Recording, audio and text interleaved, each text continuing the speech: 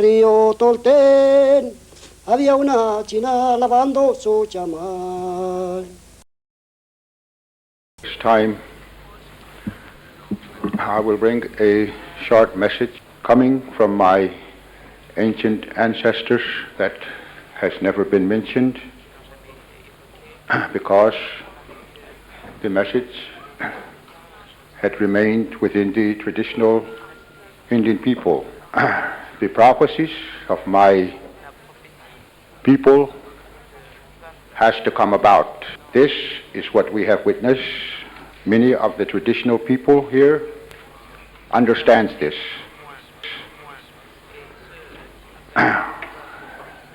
That the Russell Tribunal here is a part of the prophecies.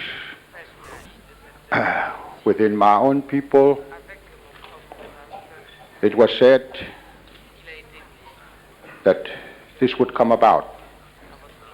I would like to bring this to your attention that we too had prophets who told my people that there is a white broom leaning up against the western skies that will sweep across our country. And for the north, the white bear would come to us. From the east, we will see a man in a red coat that will come to us. From the north, there will be a feeling of warm air, and we will hear the winds coming through the forest, blowing against the reeds, bamboos. We will able to hear music in this wind. It is to be remembered that when these prophecies begin to fulfill, that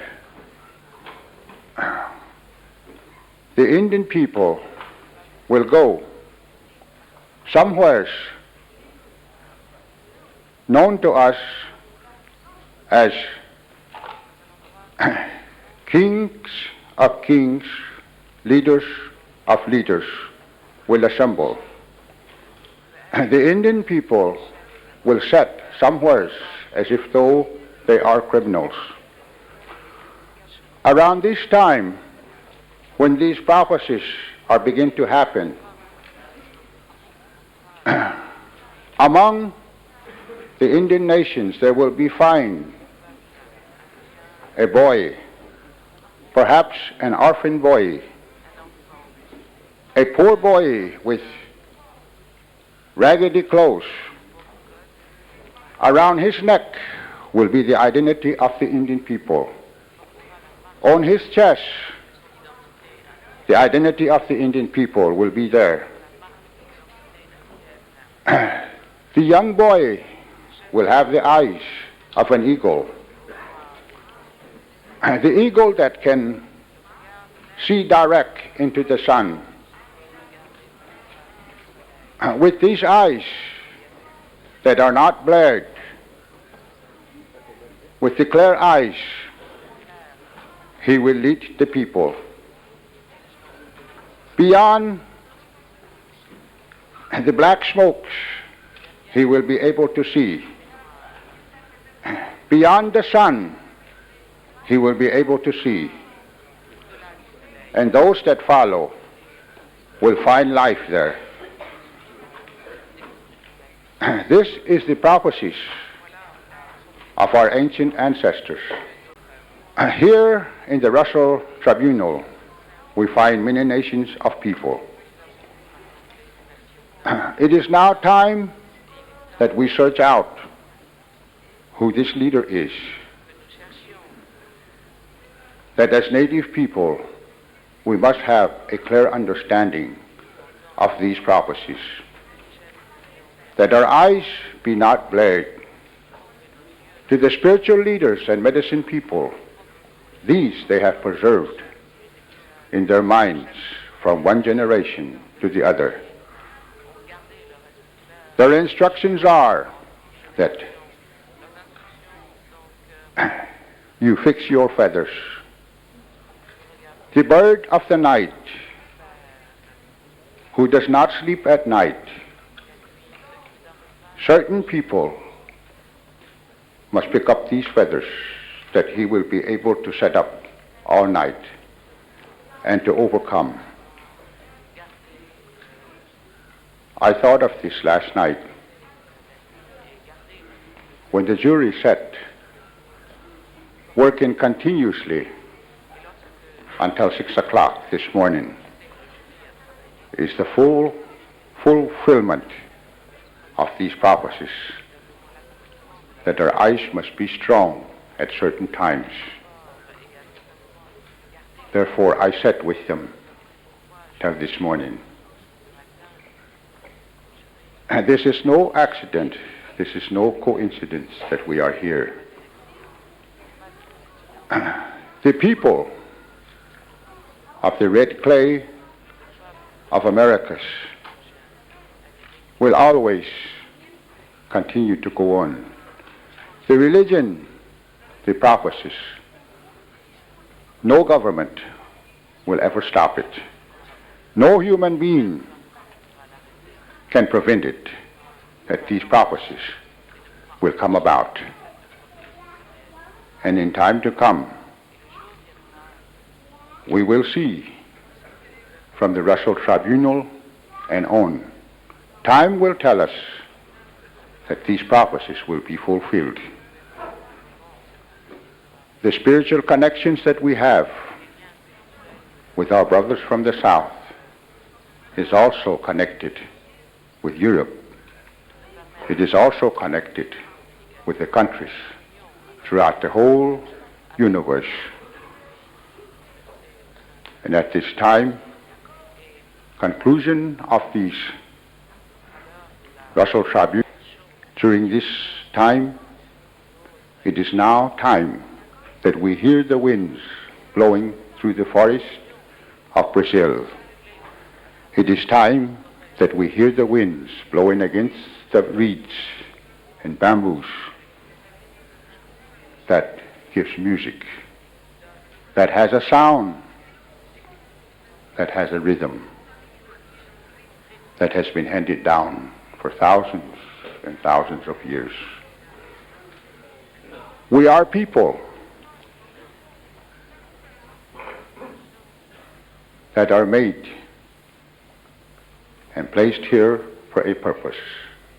Through many years of struggles and sufferings, we refuse to die. El río Tolten, había una china lavando su chamal. Joshua Cooper. I'm a lecturer at the University of Hawaii and also the director of the Hawaii Institute for Human Rights. We welcome you today, looking back after 40 years of that amazing historical event, but understanding how relevant it is, even more so today in the world we're facing. As they talked about the message there, we are definitely still here. We are even more than ever before, and the winds are still blowing with the message of the indigenous peoples' movements.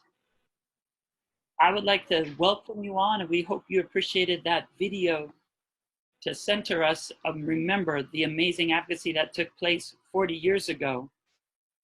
I will be hosting today, and you're going to have an amazing experience with many of the people that you saw in that video still working and sharing their message for what is possible, and more importantly, what is necessary for our planet and for all of us.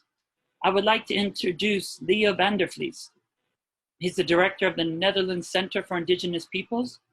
He's worked since 1990 for the international recognition and observance of the rights of indigenous peoples globally.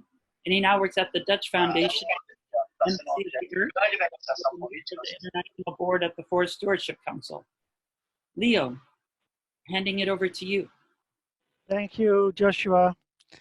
Distinguished guests and dear participants, It is a great honor for me to welcome you to a series of 3 webinars to pay tribute to the 4th Russell Tribunal on the Rights of the Indians of the Americas. Today, exactly 40 years ago, about 200 indigenous delegates visited the city of Rotterdam in search of justice. The renowned jury of the tribunal heard 14 cases, and in all cases, they ruled there were very serious human rights violations. The tribunal took place in the Netherlands, where some organizations were already actively supporting Native American people. The roots of my organization go back to 1969, when a group of people was moved by an international article about genocide against indigenous peoples in Brazil, written by Norman Lewis. Other groups were inspired by the reclaiming of Wounded Knee by Native Americans in 1973, which was broadcasted on Dutch television. One man was inspired to make a theater play based on a book of Bartolomé de las Casas. Already in the 16th century, he described the atrocities committed by the colonizers against indigenous peoples. This man, Fons Eickholt, who on October 9th this year passed on at the age of 84, he pulled together some of these groups who then got the idea for a 4th Russell Tribunal. They were informed about the recommendations of an important meeting in 1977 at the United Nations in Geneva, requesting for opportunities to hear more testimonies from indigenous peoples. And the 3rd Russell Tribunal was just being held in Germany in 1978. Fons Eickholt became the coordinator and main driving force and was able to build wide support for it. And that was a condition of the Bertrand Russell Peace Foundation to lend its name to this initiative. Many European support groups joined the initiative, as did literally hundreds of volunteers. The tribunal came together, was successful, and got a remarkably wide global media attention, with over 200 journalists visiting and reporting. However, it is not widely known today, which is why we now launch these webinars. Some 30 years ago, a lady called Natalie Drush, she visited a Hopi elder who went to Rotterdam in 1980, James Kuchongi. He had a copy of the conclusions of the 4th Russell Tribunal and gave it to her.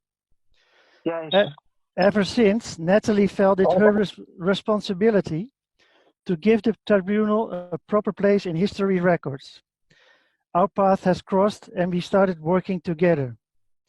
My organization is a successor from some of the groups that organized the tribunal. We collaborated, and I'm very happy today, welcoming you all to these webinars, while we are still lucky enough to have some of those early warriors still among us. I want to thank all the distinguished guest speakers, most of whom dedicated their lives to justice for indigenous peoples and a better world in general. Thanks to José Barrero, Nilo Cayoqueo, Juan León Alvarado, Stefano Varese, some of these early warriors, who co-organized the webinars and guided us on the way. Thanks to Natalie for her persistence on her mission. Thanks to Elise Miller for digging deeply into the visual legacy of the tribunal, some of which will be shown in the webinars. And thanks to my friend Hubert de Leeuw, who helped me when I needed him. Thanks to our moderators and thanks to our interpreter. I'm also happy to announce that we are working on a collaboration with DOCIP, who are hosting the Zoom facility, and the International Institute for Social History in Amsterdam to digitize and publish the tribunal archives online.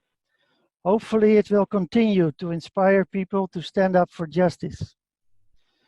These webinars are a tribute to all the people that contributed to the tribunal. First of all, the indigenous delegates that came to Rotterdam to present their cases.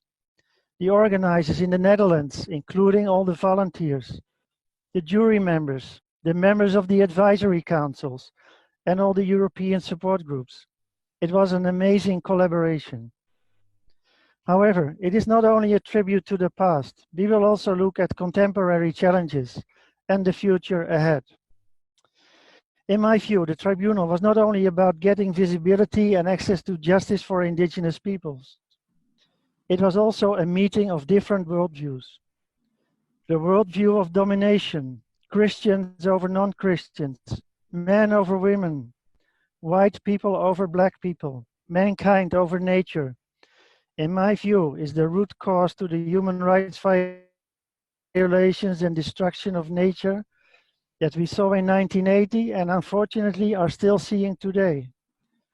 What if humanity had followed the worldview of equality, peace, balance, friendship, and respect for Mother Earth? This vision is expressed in the Turo Wampum and the Thanksgiving address that were part of the indigenous representations at the tribunal. We may not have needed a tribunal. In my view, no human rights mechanism or tribunal might ever be able to stop human rights violations if we do not also change this mindset. I thank you for joining us, and I am looking forward to listen to the distinguished speakers. Over to you, Josh. Mahalo, Leo. Thank you so much for the overview that shares really the long walk for wisdom and leadership and liberation, and also sharing the essence of the warrior's wisdom for a better world. In Hawaii, we call it Malama Honua, to take care of each other and the earth. And now, to center ourselves, I'd like to introduce Lauren Thompson and Guji Cook. Lauren is an elder of the Mohawk Nation who presented his case at the Fourth Russell Tribunal in 1980. There will be a video. As we listen to this video, please center ourselves and consider why we're here today and what we'll do together as we walk in unison into the future. And then Guji will do a 4-direction seed song, and she's a Mohawk elder midwife and environmental health leader. So please enjoy these next 2 speakers sharing their wisdom about what we need in our world today. Mahalo. Kana saraka yunkat tanwat kwanwarado sawagwekun with what kanisa taito watalunu nene January wanoru naho the disawa sama esu yosara ke jinahe negativa gariwa natongo ohanta gariwa tekko nene tatu wate numarado jina tatu wate skana to wanu tunya nene tini staha oni nya dego tayago tka wahake yungwaya tagan hatsale di yungwa da wanya juhunjade ne ehnat wata niku rayera de tanu da jetinu horado antito wata wayo to kanum horado sara anda watka we jidioskats radio da sara ne yudum skana aitu wanu tunyo tanu ne oni nene ene ka jim ko dentista te tunno ne ni ji kari ho ko tapo nene nya dego este yo na tamoya ka ata kan hatsara yo na ka o hake radi weras nene radi ne ka seruni yo wesa segundi o ko ji rudi ho ko nyosto ji ni ji kari ho ko tapo si wasa jo hunjata ne ka de wa o ni a ko da jetino harado da ji to wa da we yo to skani ko ra on watso tonayo tohak nene wa ni kuna dano ka de wa nene oya ne wa he nene jinuna de ko ta woya nya dego yo yanta nene yo e niso ne yori hokota ko nene jiniji anga hake jinu na de ko ta woya mo ani woni sara tenyo nene ya kana ka de jidokta Akweko wakayanta ne chihunchate, nene iyung kwaya takan hatsara tiyung kwata woya chihunchate. Neka de wahe, nene jinioskats, nene jiniji takaya atoreto. Samchatate, nene jinue na tiyung kwata woya. Neka de wahe, anjito wata wayanto, nene iwe nisu chihunchate, kanuwara tuhtsara anjito watkawe. Chiseko, Yago tka wahake nene kaya taken hatsara nega te wa na yo tok nene yo got ni kuna dioli wake ane to. That was a short but all-inclusive thanksgiving to all of creation. I want to take this time that has been allotted to give thanks for all of the support groups that were in place back in 1979, 80, and 81 in Europe, and mostly throughout the world also, but mostly in Europe. If it was not for you people back in those days, something extreme would have happened here in Akwesasne. The major of the state troopers that was in place at that time was of the mindset of General Custard in the Lakota country. He was ready to attack, but he was stopped by all of the pressure that was put on by the European support groups, which put a halt to his direct ambition to be a big name in history when it comes to Indians. I want to thank you for being there when we needed you. The wisdom in that, of course, is understanding that interconnectedness of all living beings and everything on earth, looking to be thankful for the dew on the blade of grass, looking at being thankful for the grass, looking at being thankful for the two-legged and the four-legged and the winged, and how we all share this amazing, beautiful earth. I'm so glad that we were able to have those words to begin our meeting. And that's been one of the most important features of the Indigenous peoples at the United Nations, building on that 1977 and 1981 and this important meeting of the Fourth Russell Tribunal. It was sharing with the world that we must have a positive partnership around the planet. And this Fourth Russell Tribunal was an example of people coming together around the world against inequality and against injustice. I now would like to hand it over to Guji to be able to share with us now and do the seed song.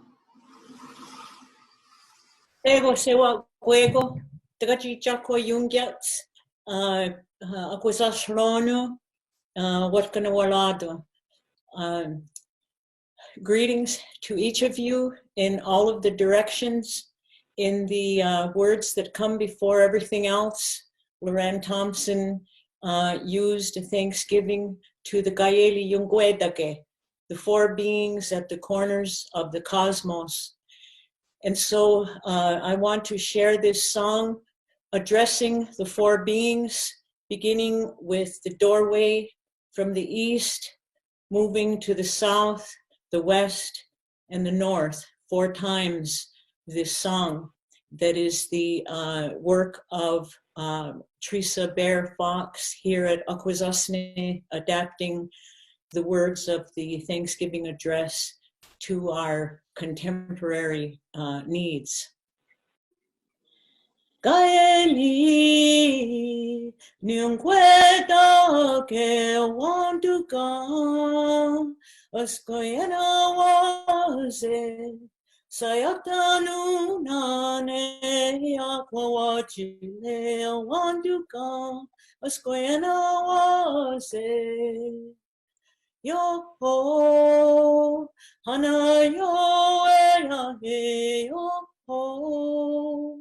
Hana yo ya he yo ha yo hana yo ya he yo ho hana yo ya he Gaeli Nyungweda ke wanduka askoyana waze sayatanu nane yakwawachile wanduka askoyana waze yo ho hana yo ya he yo ho hana yo ya he yo hana yo ya he yo ho hana yo ya he Gaeli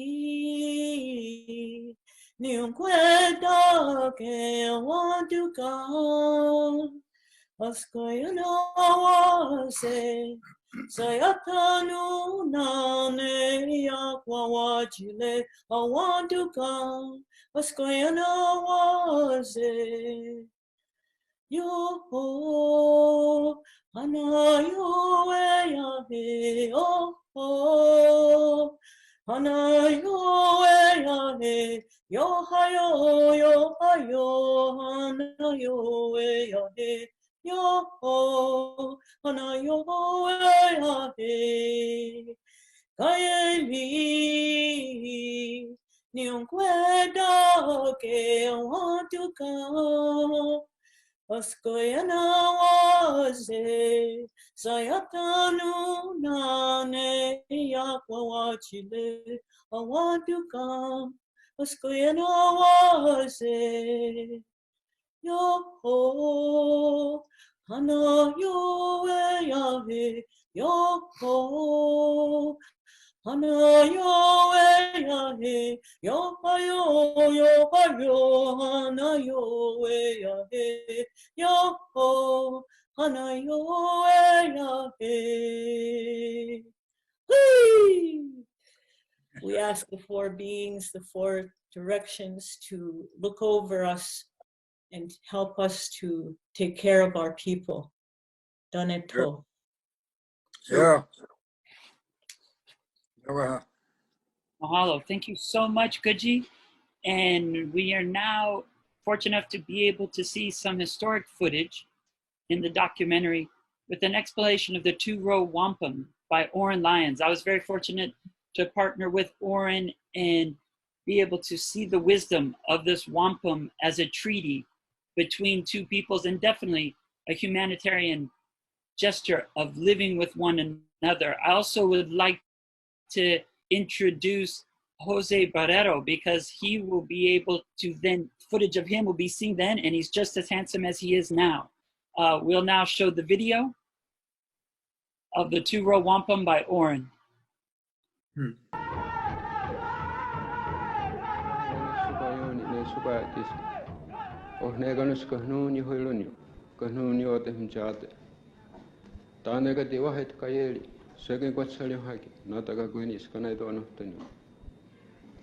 Nega te wahe te kusti hanyu, ne jin chilo kota ko hado, ne no nega. Tan sega te uri hodo, ehna to hasti, ne hodo. Na hach tu ich hat khumshna na wa khanj na mino khala na wi chakh chala na wa man khash kanki. Ta ku khupao ya koze. Na ho shala mini chete ta no ke ki khun kash la na il ho hiuni champion petu ke let khun kash la onshima. Na ho akhant khun kat khun kash la onshima la yo. Ho mi ta ke ase. All my relations. American intervention in Vietnam, repression in South America, civil rights in Germany. Those were the subjects of previous Russell tribunals.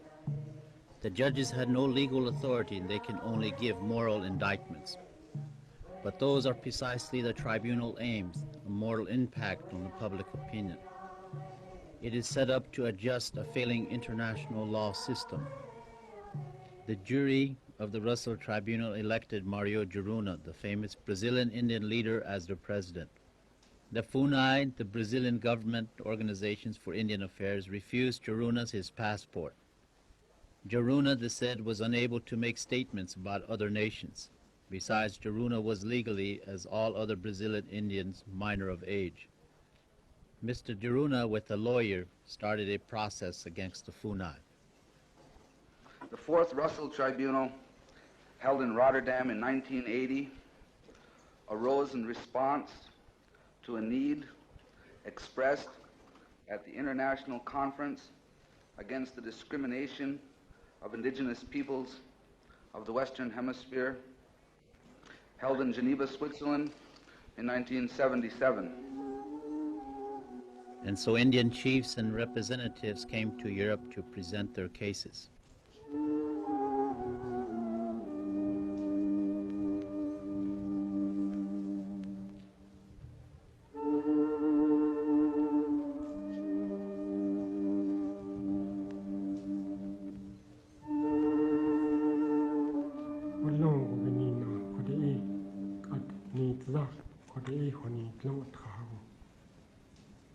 For this reason, we are here amongst the people, and this is the way we are presenting ourselves.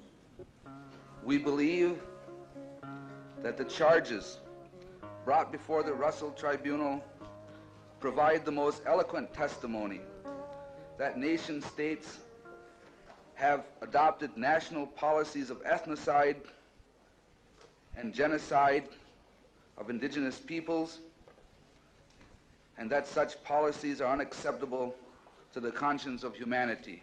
It cannot be denied that official policy of the United States until at least the late 19th century was impelled by a resolute will to control substantial territory for its westward moving people. Whatever obstructed the movement, including the Indians, was to be and was shoved aside, dominated, or destroyed. See, my nation is one of the three divisions of the Dakota, Lakota, and Nakota. They came to my people, my nation, and they asked for a treaty. The first of which was the Gaswenta, or the Turo, as we have here. This we made with the Dutch, specifically, because they were the first to come and ask for peace, friendship. And we said, we shall make this agreement with all of your brothers, for it seems that you're going to be here on a permanent basis. And so let's conduct ourselves, call one another brothers, and coexist, as these two rows indicate, equally, with respect, in peace, and in friendship. For as long as the grass grows, the water flows, and the sun rises. They wanted to use a small parcel of land, 9 miles square. And George Washington himself held the other end. Promise equality. It's an agreement between nations, agreement and a recognition of equality. The Canadian government is considering the process of calling the original people aliens in their own land. When we signed treaties in the 1800s up until 1925 and 1950 with the British government, we said these treaties would last forever, for as long as the river flows, for as long as the sun shines and the sky is blue, which means for us it is forever. And Trudeau says, who is our Prime Minister now, says that treaties should not last forever. It is a final process of extermination. Returning land and life to me.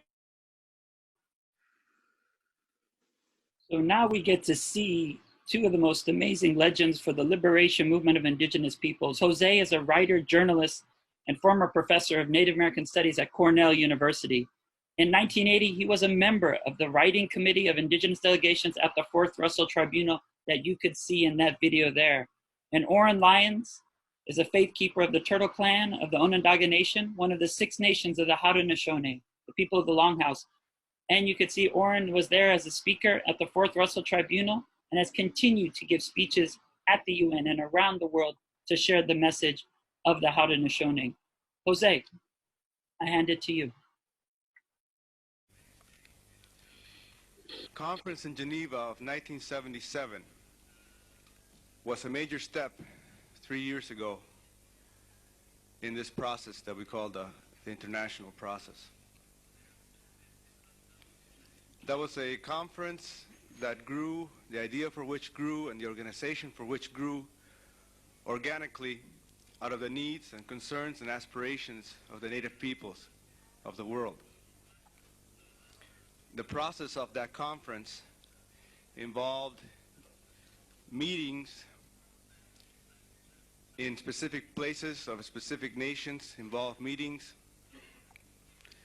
which were held at a regional level then of the various nations and the various organizations in Central, South, and North America.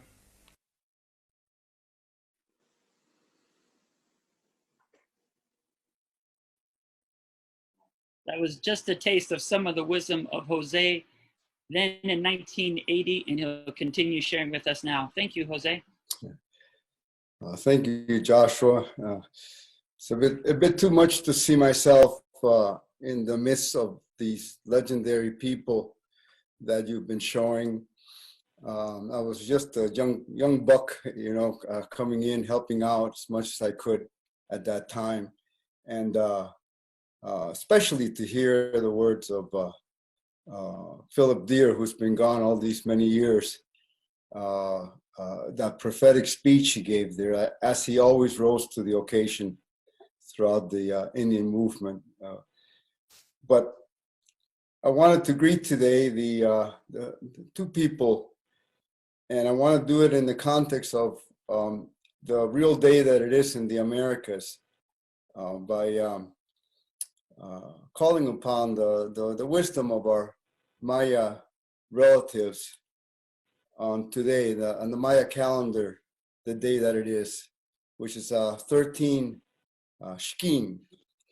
And that's a day whose Nawal is bird, is the sky beings, the winged. And in that, the hummingbird is symbolized, but also the eagle and also the condor are symbolized in this day, which has many meanings, but I think it's an important day for us. And it's a blessing as well as are these four direction songs and all these other expressions, Thanksgiving address, and teachings of the ancient concepts that come in the wampum. So I'm happy to be here again and to be part of this hunt for the truth, the historical and contemporary truth about the native peoples of the Western Hemisphere. This journey that leads us to today began 40 years ago when the Fourth Russell Tribunal was convened. And so many strong voices came, voices of anger and denunciation, as had to be, and voices of wisdom. As best they could, a firm and resolute, a large swath of truth was presented. And, it was heady days at that time, because something major was happening, that after 500 years of being truly silenced from the world arena as having nothing to offer humanity, there was a breakthrough starting about 50 years ago from that notion of that expectation of extinction. What was being offered was survival, and the impetus to survive, put the lance on the ground and to begin to recover and rebuild the nations. And so that was a big moment for that voice to emerge. And I'm just so happy that there were so many tremendous people that already were coming out from that world to having to tell the story that hasn't gotten any better. I think the indigenous peoples of the world have gotten a lot better in the last 50 years at figuring out many things. Unfortunately, the world has gotten worse, and all of the atrocities of that time continue today, perhaps worse.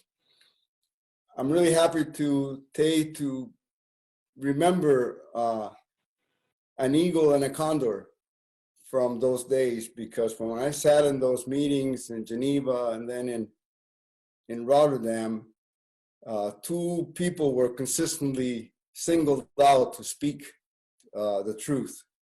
And those were Oren Lyons and Nilo Cayuqueo, precisely, out of a very large group of speakers, for their eloquence and their passion and their trajectory and what they represented.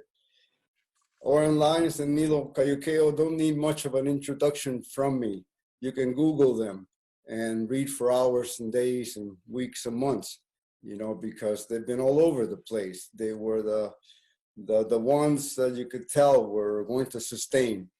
And Nilo was the Mapuche scout at the time. He was already a leader, a young guy. I guess I always looked at Oren Lyons as he's always been an elder, you know. He's just always poised, so much poise and so much capacity.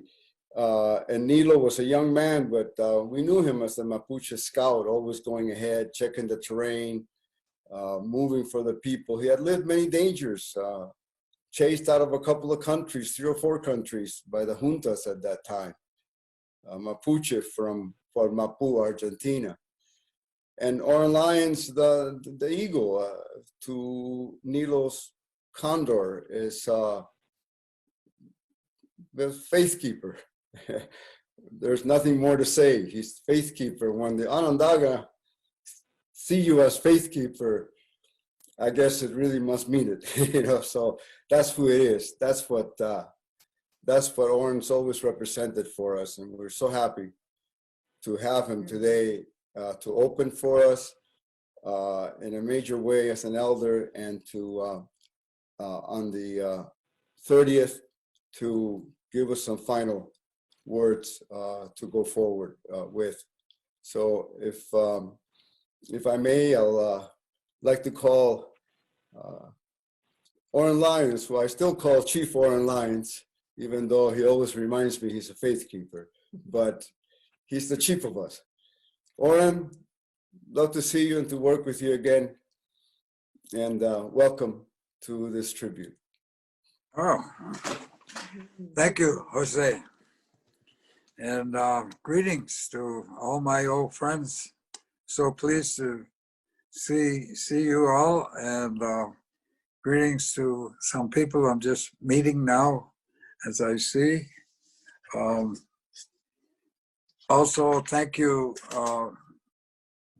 Leo, for organizing this return. I think it's important.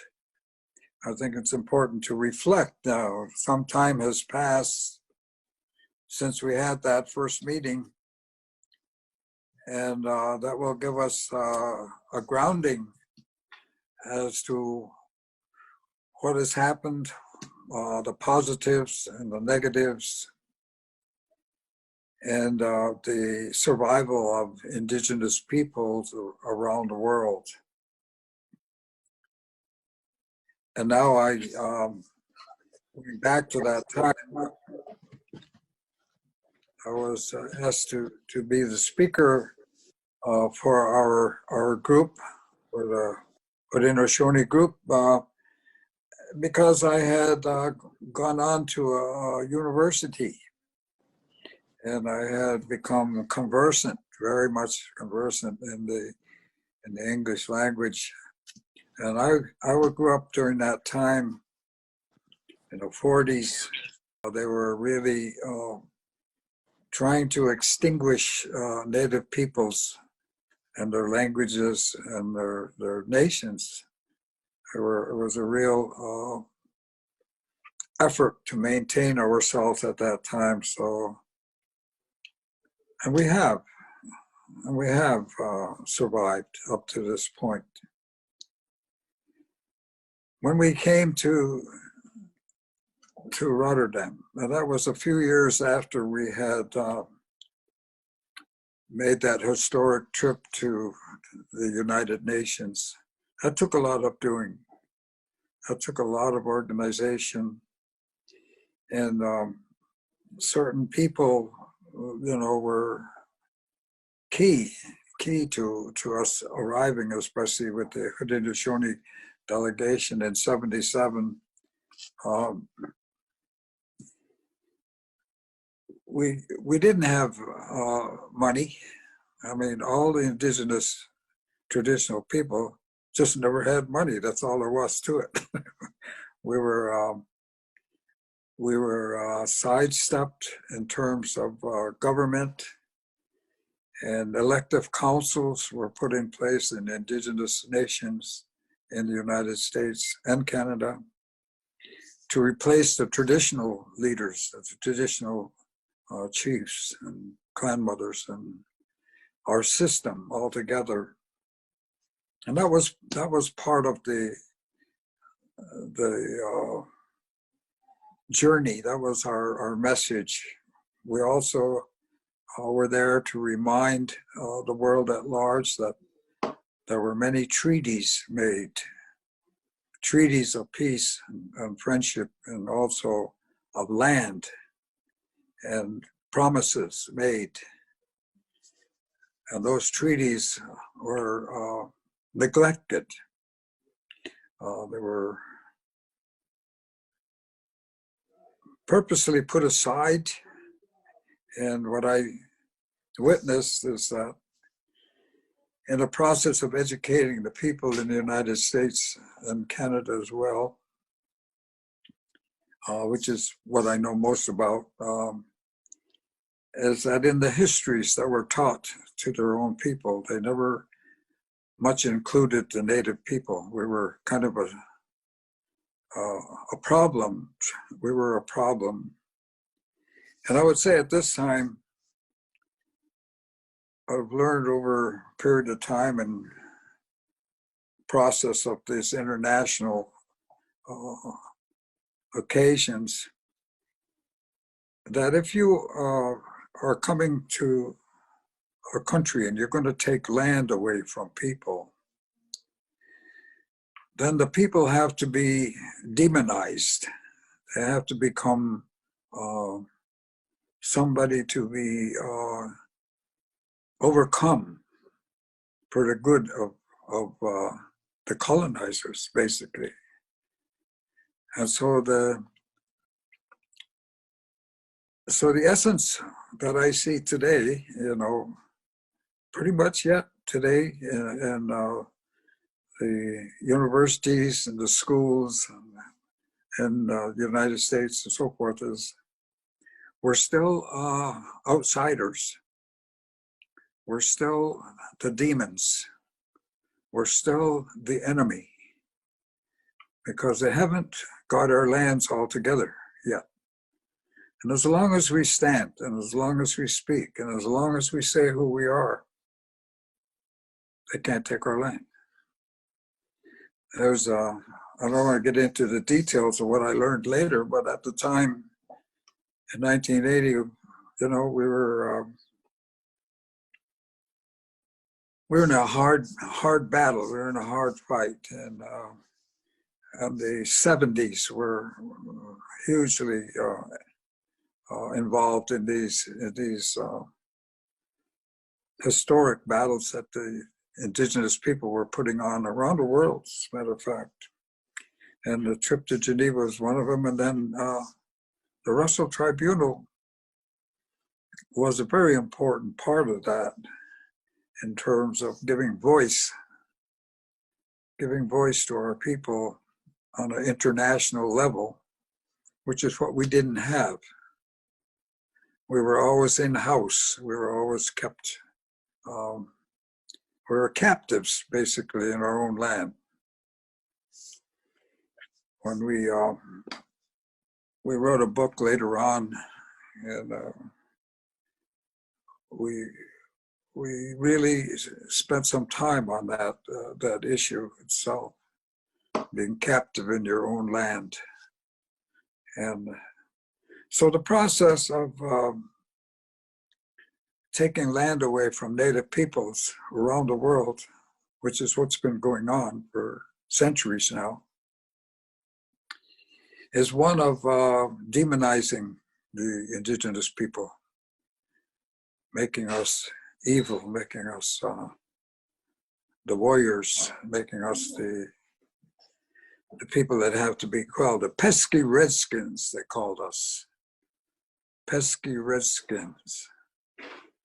And so going to Geneva, going to Rotterdam, 1980, this Fourth Russell Tribunal, really was an opportunity for a collective voice to be heard of indigenous people around the world. That was really the accomplishment of that time.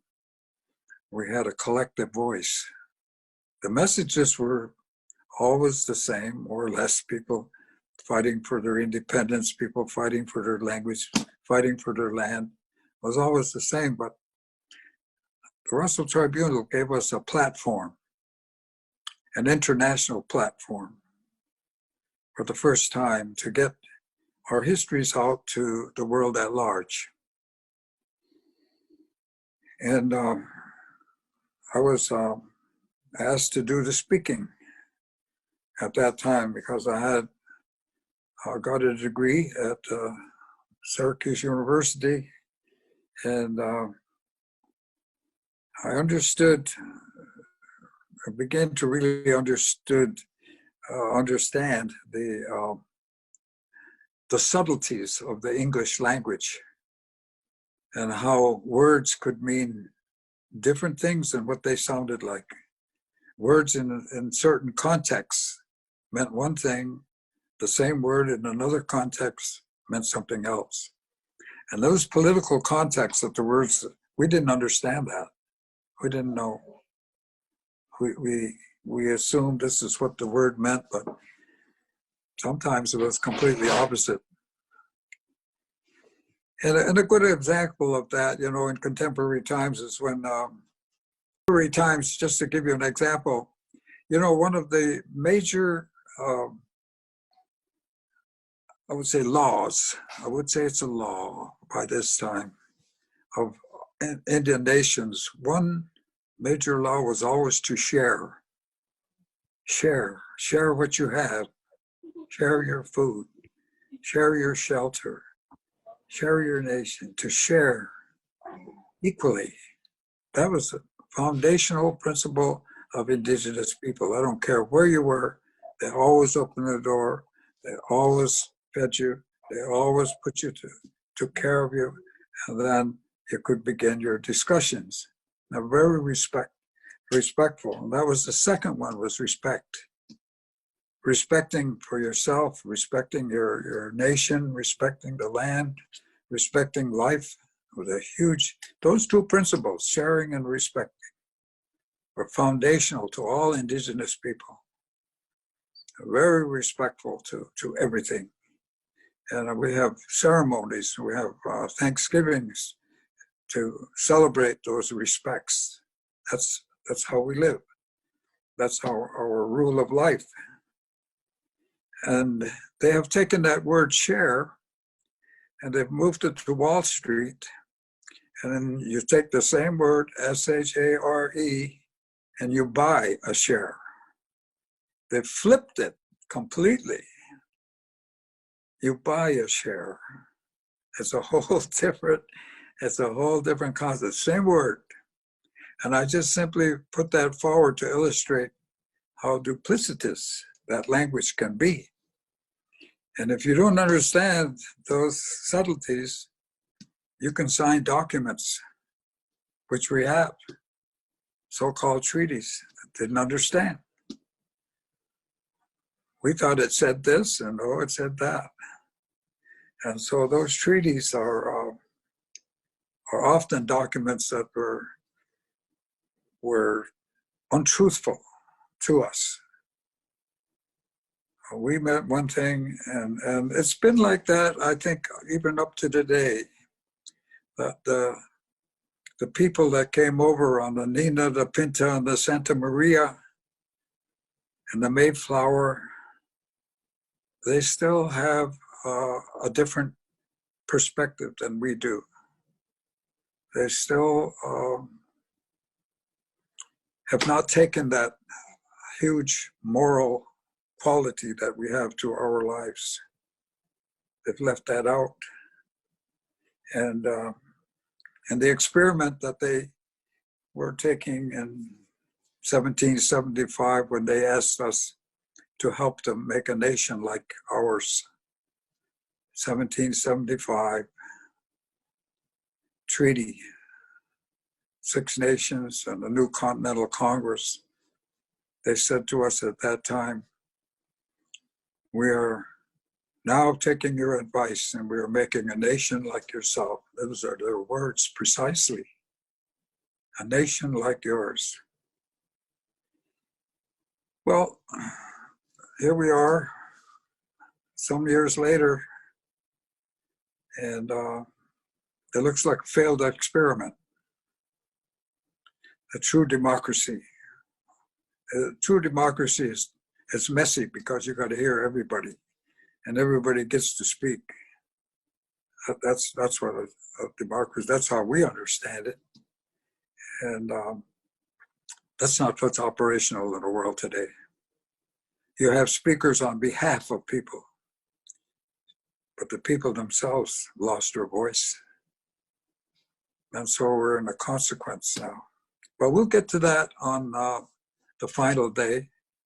And going back to the importance of that meeting in the tribunal in 1980 was the collective voice, voices of our brothers and sister nations from South and Central America and from around the world. And we understood how broad our family was. You know, when I first started out as a youngster, I didn't know, I had to learn a lot. And I didn't realize how many indigenous people there were and how extensive they were, and every part of the world, in every desert, in every forest, in every land, indigenous people were there. And it's been a learning curve for me today. And what I would say is the one thing that I've really learned is how little I know. And the more you learn, the more you understand there's so much more. So always learning. And we had that great event in 1980. It was a great event, and we had to thank the Russell Tribunal for offering that platform so that our people, our collective voice could be heard. And it was strong. It was strong. I know that there were delegates coming from Central America, South America. They had to cover their face because there were some killed when they went home from that meeting. When they got home, they were killed. Some of those people that sat there. That's how dangerous it is to be a Native person. And what is it all about? What are we, why is it so difficult? It's because of that first word, share.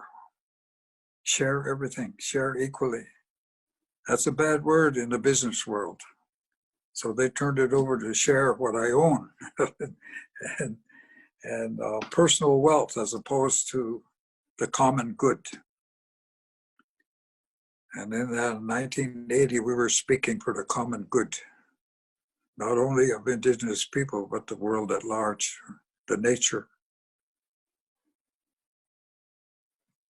Brothers and sisters around the world still don't understand that we are nature ourselves. The only difference that we have between nature and the trees and the animals and the birds and everything that grows and flies and swims, everything that we give thanks to, they're our relatives, they're close relatives. We appreciate them, we love them, and we honor them, and we are part of them, nature. And so our brother from across the water has separated himself from that relationship, and the result of it has been what you see today.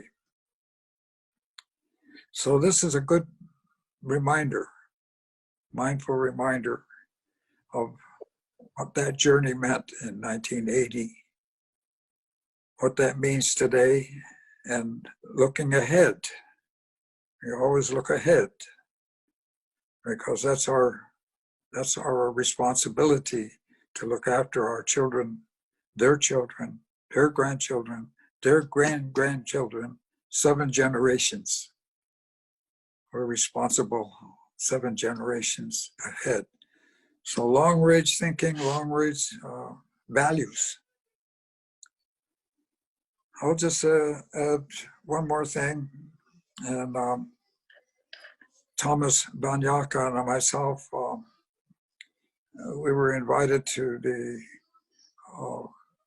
meeting of good minds, I would say. Good minds, spiritual and parliamentary leaders for human survival. They were meeting, and we were invited to that meeting and took part in that meeting. And I'll just step forward to one result of that meeting, attended by world leaders like Al Gore and President Gorbachev and the Dalai Lama and Mother Teresa, part of that meeting. But they were good minds. They were good minds. And they wanted to establish a process. So at a meeting in Tokyo, 1990, this group of people, we met around the world. We were meeting in Japan, Tokyo. Chief Shenandoah, Tadadaho, for Six Nation, and myself were there. And I asked Akio Matsumura, who was the executive director, very, very insightful man, amazing person altogether. I said, Akio, how long are we going to meet without a conclusion here? Can we get a conclusion? He says, good idea. So we put that question to the gathering of over 250 of these powerful individuals who were meeting. We said, can we have a conclusion? And at the end of our meeting, they did have a conclusion. We came to a conclusion. It was 4 words after all of those meetings, year after year in Moscow and England, so forth, London. 4 words: value change for survival. Value change for survival. If we as the human beings today don't change our values, we will not survive. Very succinct, period. Very real. So who holds those values that they want to change to? That's indigenous people. That's us. We have those values that they have to change to. Long-range thinking, 7th-generation thinking, share, moving from commerce. Those are values. And they turned and they said, those are the values that we have to come back to if we are going to survive as a species. The human beings are one family. We come in all colors. We come in all shapes and all sizes. And I use the term, we're all like dogs. If you look at the dogs, and they come in all shapes and sizes. Little dogs, big dogs, black dogs, spotted dogs, hairy dogs, and all dogs. Human beings are the same way. They come in all colors, but we're one family, and we can change blood. When you need a transfusion, you don't ask what color is that person that gave that blood. So that blood is the same for all of us. That makes us as close as you can get to be. And that's the racism that we've been fighting over these years. They've changed that. They've made it race conscious. White people against black people, white people against Indians, white people against everybody. All right, so here we are. And Donald Trump is a good example of their thinking. If you need an example of that kind of thinking, just take a look at Donald Trump. There's your racist white person. And there's a lot of people like that. It's still racist. This country was based on racism. North America, Central, South America, based on racism. Right from the get-go. They killed our people, and then they brought black people to take on slavery. So all of that, is now in the offing. But going back to 1980, I would say that the most important event that occurred there was the collective voices of the indigenous people. We got a chance to speak from around the world. I learned a lot. I learned a lot from that time. I learned a lot. I didn't know people. I didn't know a lot, And I learned that when I saw the people and I heard what they had to say. I learned what our relationship was important. We keep that. And I would say that it's good to go back to those times and observe the changes that have occurred over these past 40 years. And they've been severe. And I'm anxious to hear other voices now. I've been speaking for a while, so I'll kind of quiet down here and let somebody else speak. But that was my observation. It was a time when we had a collective voice and we spoke loud and we spoke clear and people were listening. Donate.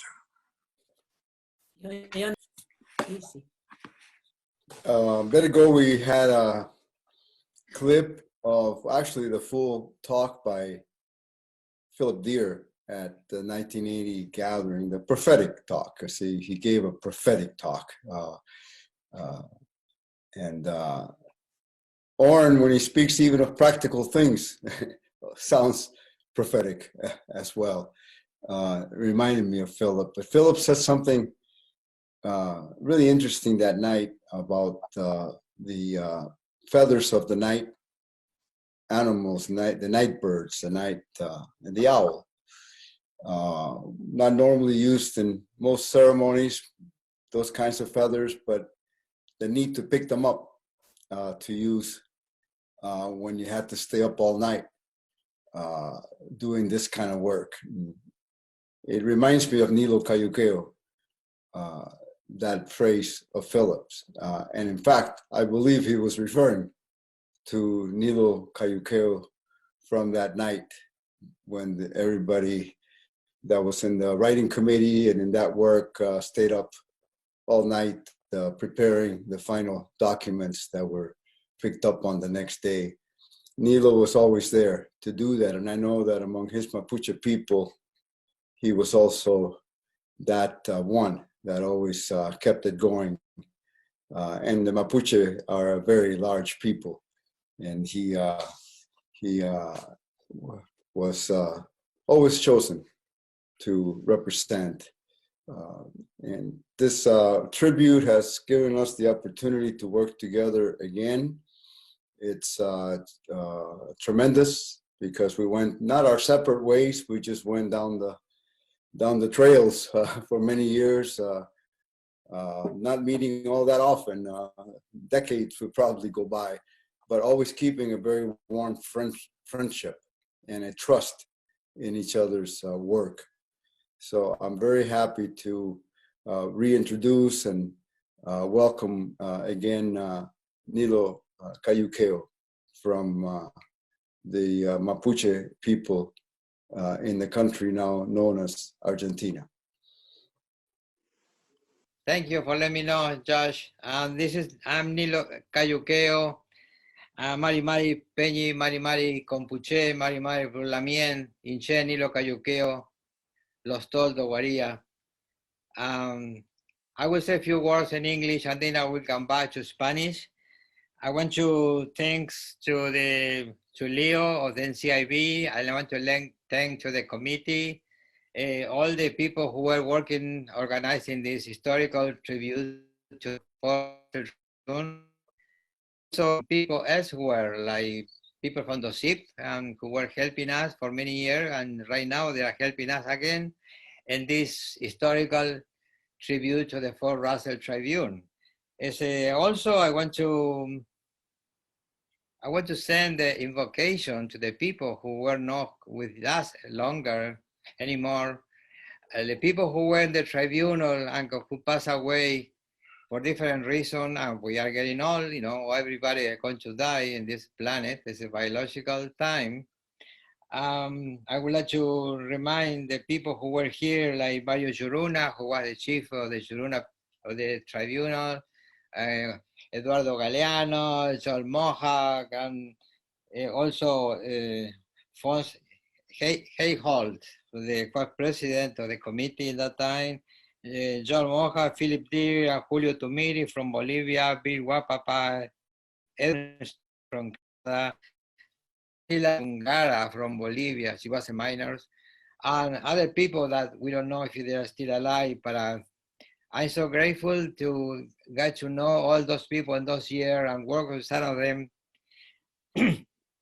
So I want to start saying that we, the Mapuche people, are in the divided by two colonial countries today, like Chile and Argentina. They invaded our territory in 1850, 1860. They started the invasion to our territory in the south by the military in Chile, the military in Argentina. So they were encroaching us, and they were able to take our territories. And so after that, there was a massacre of indigenous people, my people. I'm one of the descendants of those people who were massacred. So we were relocated, our community, to different, like 600 kilometers. We would memory of that, and today we are asking for reparation for this historical genocide committed against the Mapuche people. So, but also I want to say that the 1980 tribunal was a great for us to be there, and to me it was a milestone because after that we were able to achieve many things in United Nations, in international bodies, and the international arena. So I want to say that in the tribunal, we were able to meet so many people around the world, even the people in Europe. You know, I was surprised to be received with, so we love with such a friendship from the people from the Netherlands, even the regular people, not only the people who were working, but also the people who were on the street, the regular people that were greeting us and talking to us, and they understood our struggle.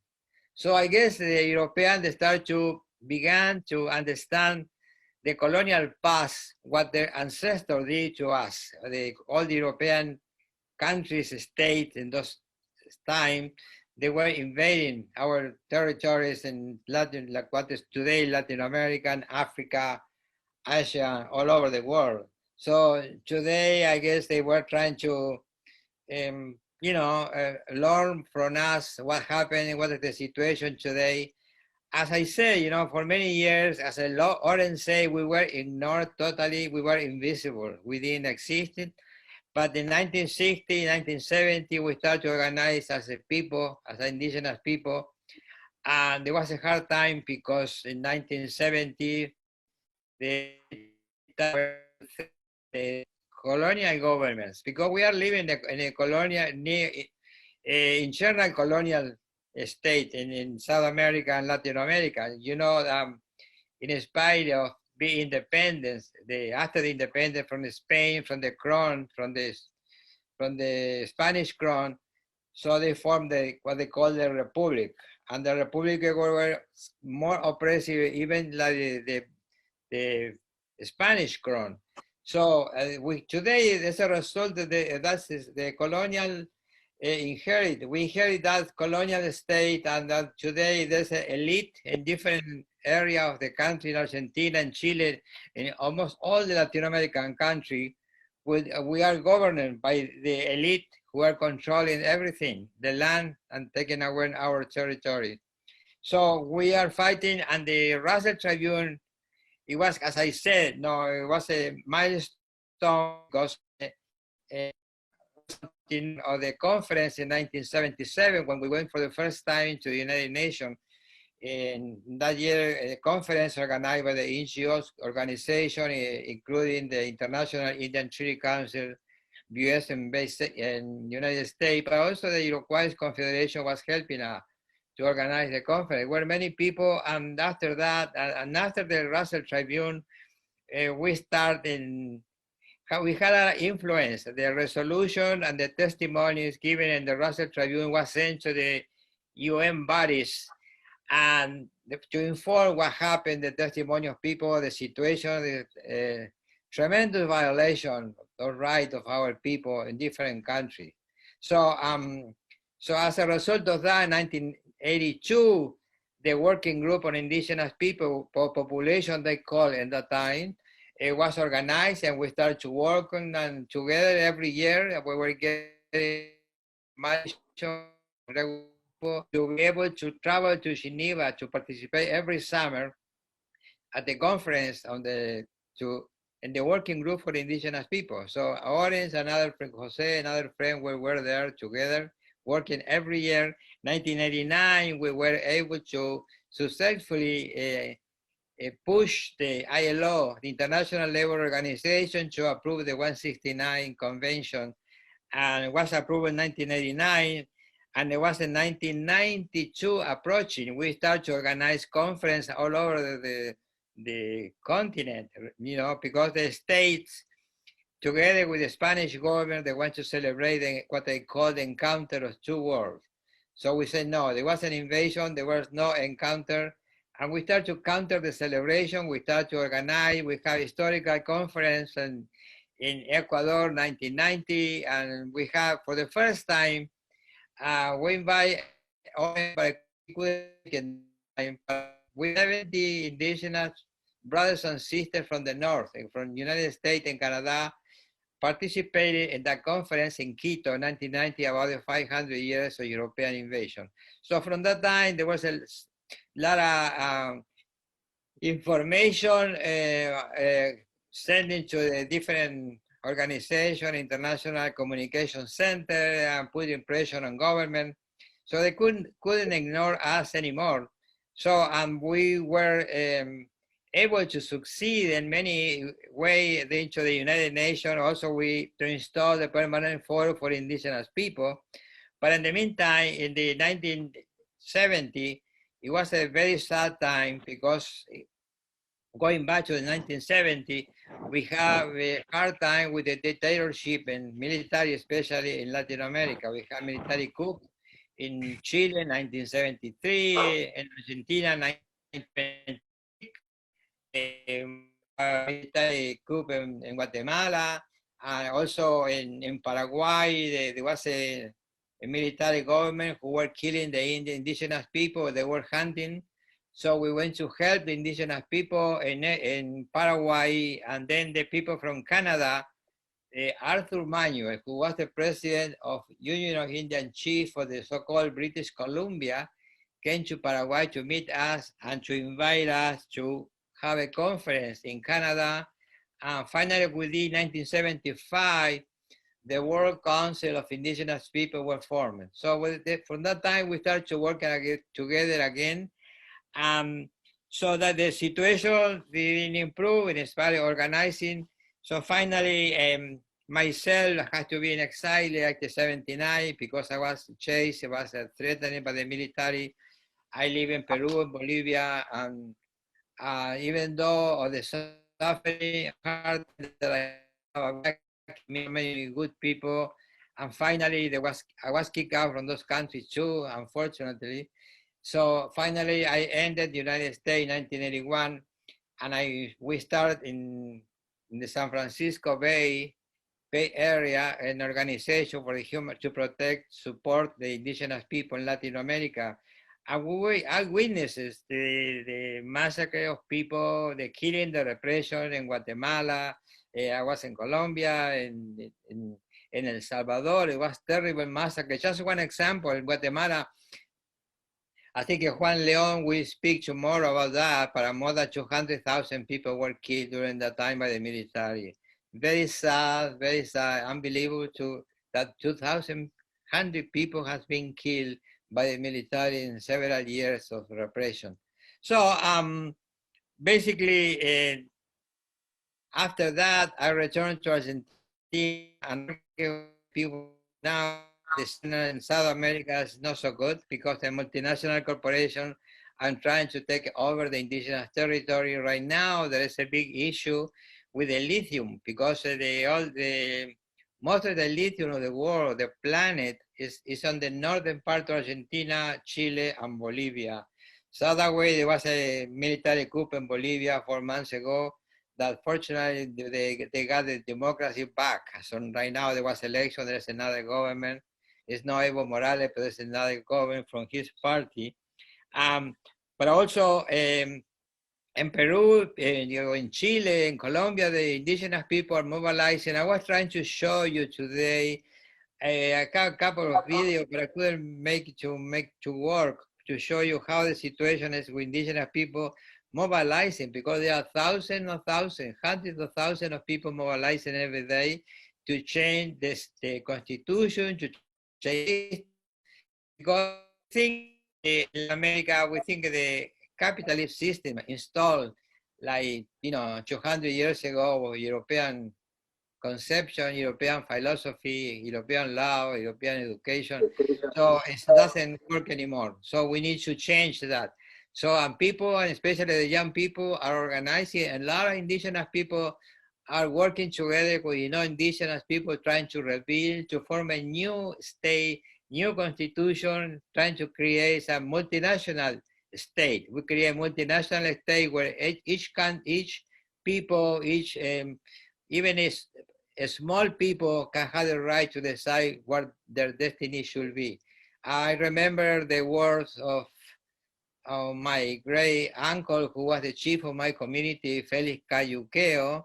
He used to say, even if you are small people, if they are different, they have different language, they have the right to decide their destiny. So, 1977, to hear that Philip did say that. We had to make sure that it said that the people had the right, self-determination to decide their own destiny, their own education, their own system of the whole spiritual life, the connection with the Mother Earth. And no matter how small they are, they had a right to decide their future. So I learned a lot from you too, and learned a lot from the Iroquois and the Iroquois Confederacy, because I was there. Only you invited me in 1981 when I was just moving to the United States. No, I was in Peru at that time. I went to the Longhouse to have a ceremony to share with you, and really appreciate that. So I hope Winona LaDuke can join today, and she's supposed to be after. We are having some problem with the people in the South. They were saying they were trying to get into the webinar, and I don't know what the issues are.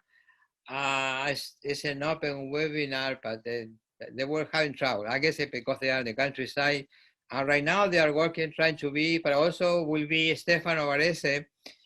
Stefano Varese was the jury in that tribunal, and together with Eduardo Galeano, Phil Batalla, and Mario Chuluna, and other people were in the jury. So Stefano will be speaking today in a little while about his experience, and not only in the Russell Tribunal as a jury, but also as a working, because he's from Peru.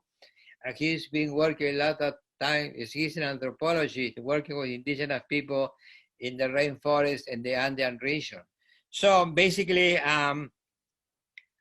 when the people from the South come to the agenda today, maybe in 15 minutes, I will join them to talk about the situation and Ochu, and there's a brother Amusco, Marta Sanchez, belongs to the coordination body of indigenous women in Mexico. She will join us, and she's trying to get in right now. She's having problems, two technical problems, to hook up into the webinar. So I hope she can do it.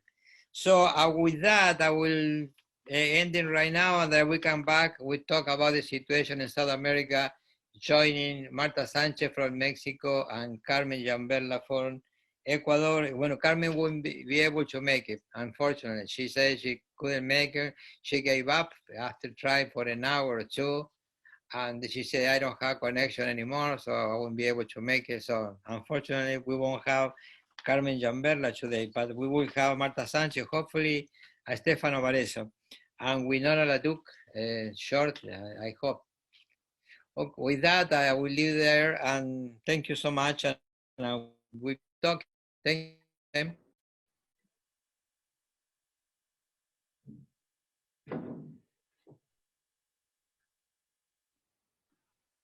Jose, are you there? I am here. Good. Thank you, Nilo. That's a great recap of all those years and your trajectory north and south north and south again. That's Yeah, we were talking about the union of the eagle and the condor, you know. Yeah. In 1990, we had a symbol, and there was 500 years of indigenous resistance, and we had the symbol of the union of the eagle and the condor. Because there's a lot of prophecy about that, indigenous people in the south and the people from Mexico, they say from the north, that someday the eagle and the condor will unite and be strong and together to form one people. So that's a prophecy, a symbol in these people now and still going on. And there's a lot of young people today organizing in communication center, organizing workshop, and so there's a hope that indigenous people will survive forever. You know, we were concerned many years ago when we were young that we will disappear some point because nobody speak about us. But now we see a lot of young people, men and women, working together, trying to rebuild communities have been destroyed by the colonization. We have to follow our own sense of reality. So at least we have that much in a very difficult world. Exactly. Thank you, Nilo. Thank you. I want to introduce, I think at this point, Joshua. I think it's for me to introduce Winona. Your turn to introduce two amazing women that I've been fortunate enough to host in Hawaii with Mililani Trask, and Sarah James even came to my class on Oahu, and it's always great to see her at different meetings, so it's great to see both of them. But Jose, I'll let you introduce both of them. Thank you, Joshua, and to everyone else. Excuse me. Yeah, these are two amazing leaders of their peoples and of symbol of international indigenous struggle. Winona I've known for a long time. She was, before she was even thinking out of early college, at the Akosasni Notes newspaper published by the Mohawk Nation during those years, we began to notice her short write-ups that she would somehow, they would manage to get to us, not even offered for publication, just little, some of it was just college papers, but we really liked what she was doing. We knew that she had her eye on the work, and then to have seen in the 40 years since,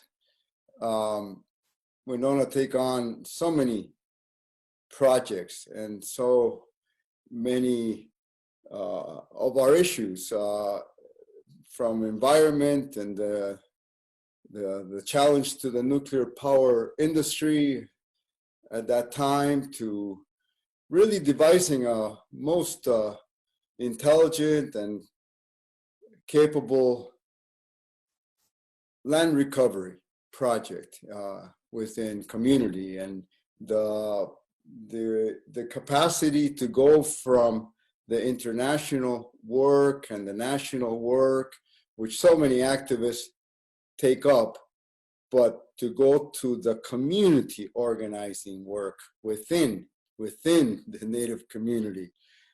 That's sometimes where it gets tough, because that's where the core of the colonialism has been injected. So it's really sometimes very difficult but she has been one of those that persisted and has become an international name in her own way. Winona has made a serious contribution. It's just good to see the persistence over all this time and the accumulation of knowledge and careers and seniority.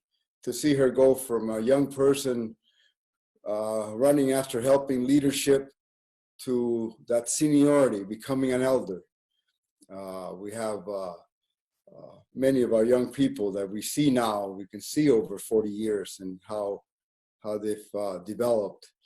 And I will take just a second to remember always one that didn't get a chance to become an elder, Ingrid Washinawatok, who was taken from us back in 1999. Again, you know, it was one that was being watched that way for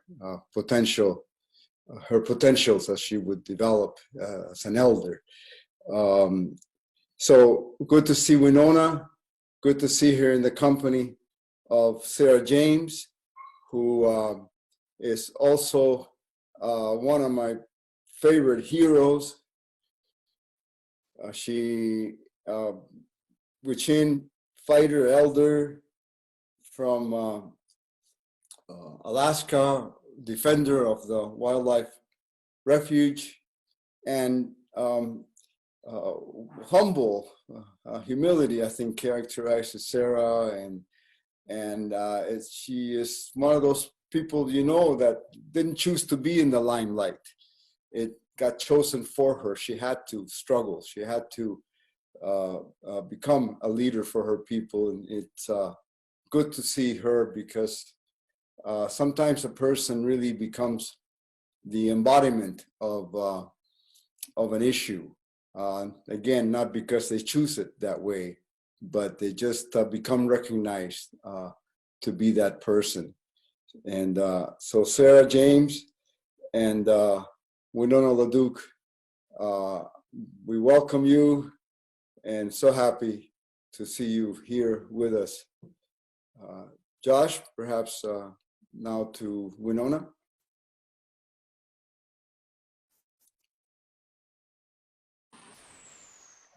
Yes, Winona LaDuke honors the leadership of Native women and looming issues and contemporary strategies. And I've watched her work as well with the Honor the Earth, and still see amazing aspect of her advocacy. And I would like to hand it over to Winona, and thank you so much for joining us today. Bonjour, Ndinaway Maganadro Kalon, my relatives. Nice to see you all. Many of you I have known for many decades, most of my life. My relatives there, Oren, so good to see you.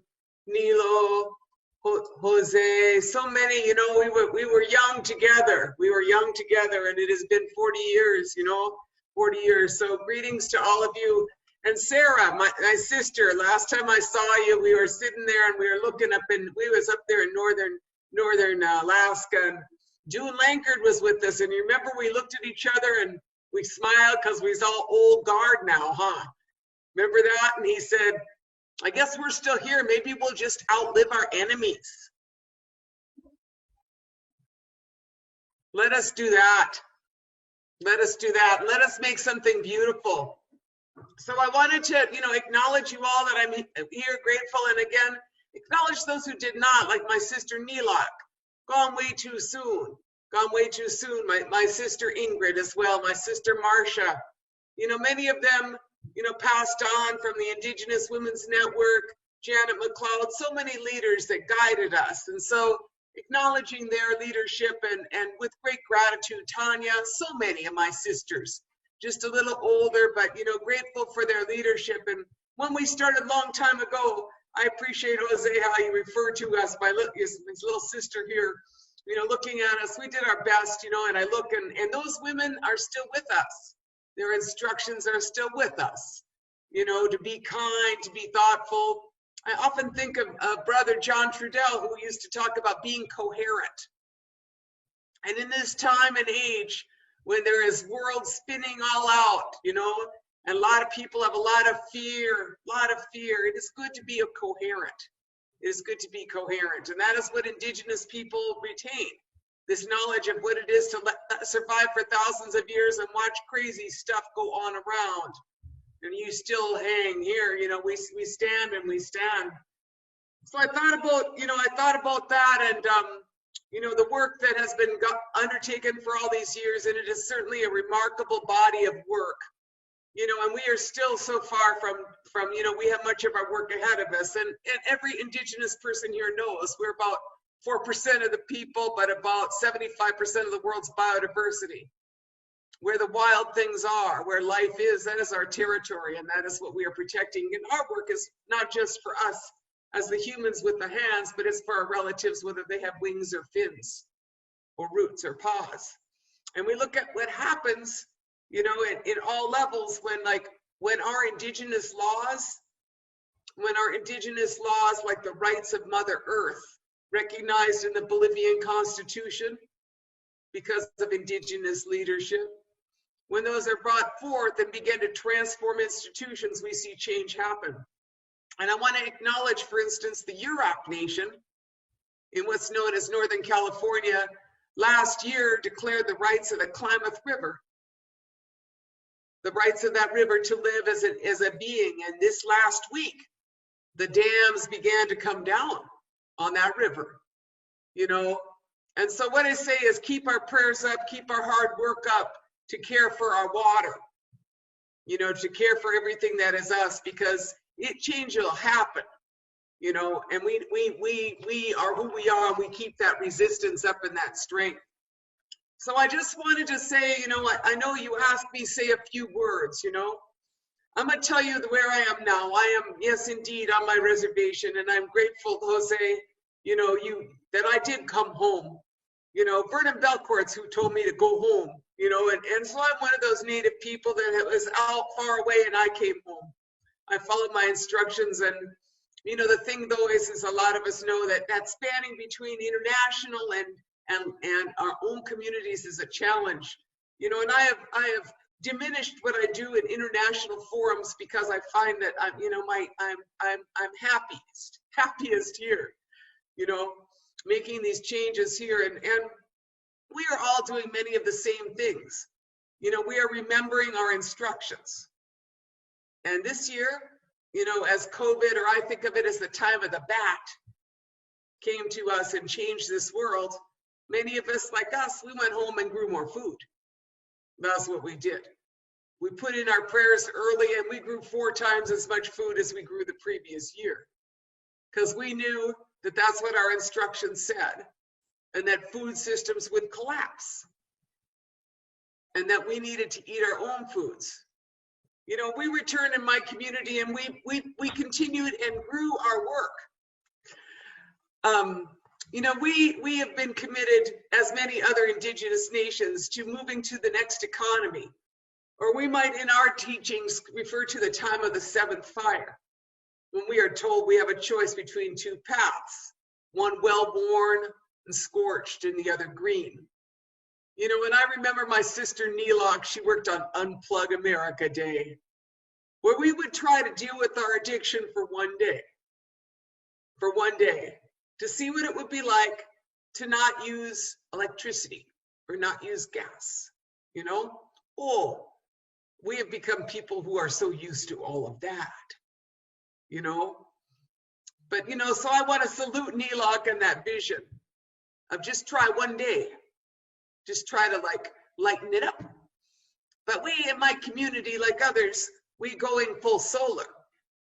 I'm sitting here at our solar thermal panel manufacturing facility called 8th Fire Solar. And so we make solar thermal panels. And my tribe is putting up 200 kilowatts of solar, and the tribe to the north, Red Lake Nation, the same thing. And then they are doing 2 megawatts of solar.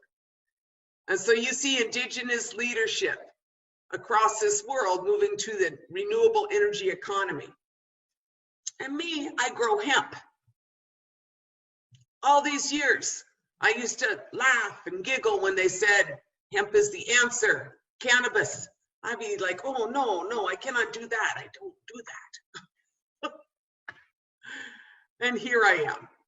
And now I grow hemp.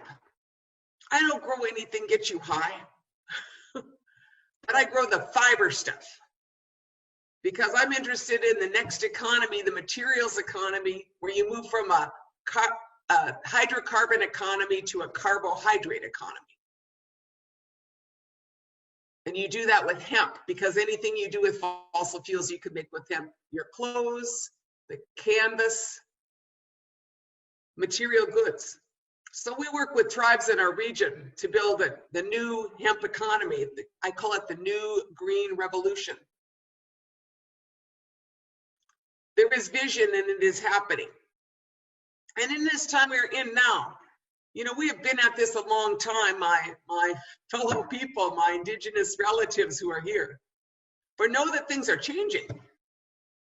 I mean, Arundhati Roy from India, she talks about pandemic as portal. She says in the history of the world, pandemics have forced societies to change. This one is no different. It has brought us to our knees. And in that moment, a new society can be born. It is a portal between one world and the next. You have to change. None of us would be doing what we are doing now without this pandemic. And so in that moment, as you see that portal, she asks the question, do you want to walk through that portal with your avarice, your hatred, your data banks, your dirty skies, your dirty rivers? Or do you want to walk through clean? And that's really the question I think we all have. In this moment, you know, we are in times of massive change ecologically. We are in a pandemic. And this year we saw things we never thought we would see so quickly. All of those Columbus statues fell. Y'all see that? The statues fell of Confederate soldiers, Columbus, conquistadors, they fell. I never thought I would see such a social movement surging for restorative justice as I see now. And so my people, I speak to you with gratitude that we are all still here, but I say keep pushing. Transformation is upon us, and it is our opportunity, the eagle and the condor, but it is our opportunity to make this new world that prophesied in my land, you know, in our territory, the 8th fire. So here we fight the biggest tar sands pipeline in the world, Enbridge Line 3. They just approved it in the white man's court.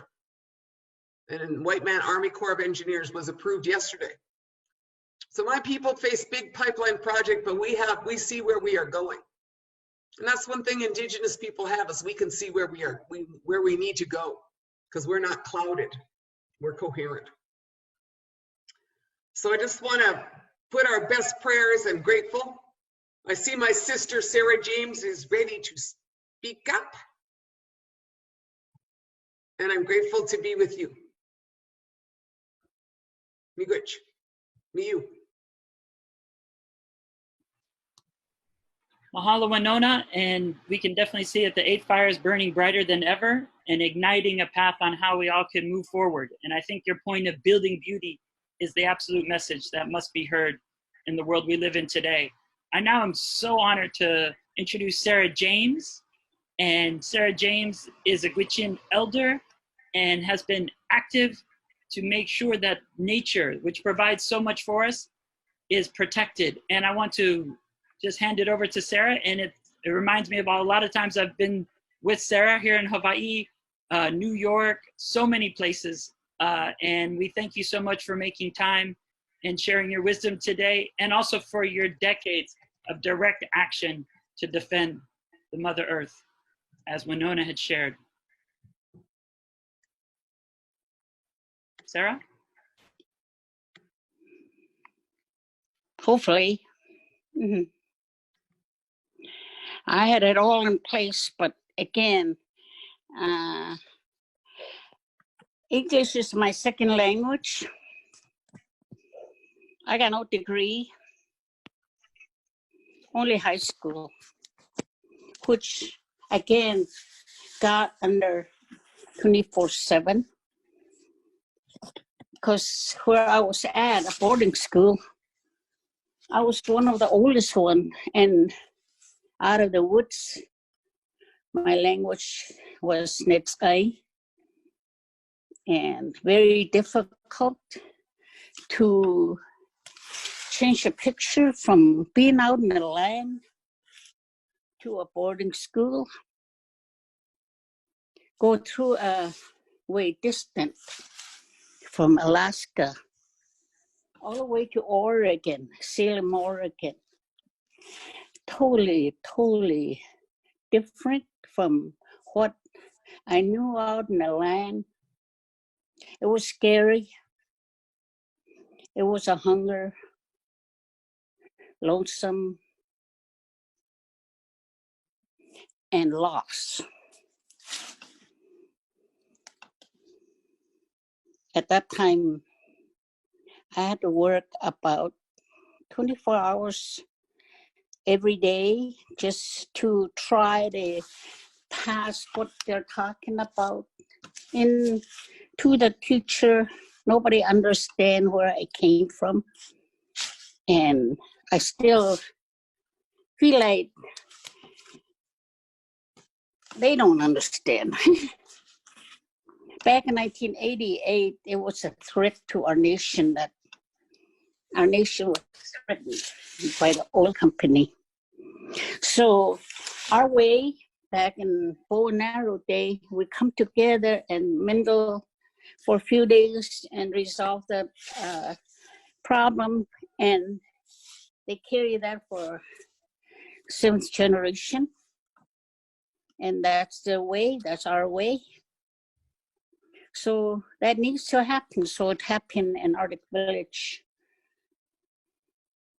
June 5 to 10, it was like a rebirth of the nation, the whole nation. We were separated by Canadian-American border for 150 years.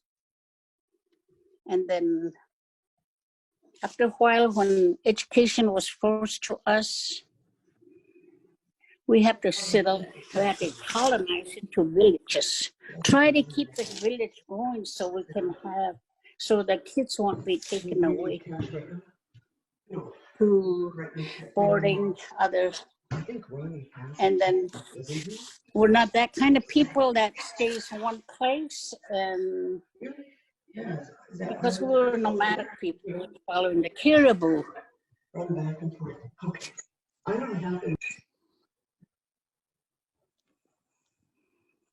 Everywhere we went.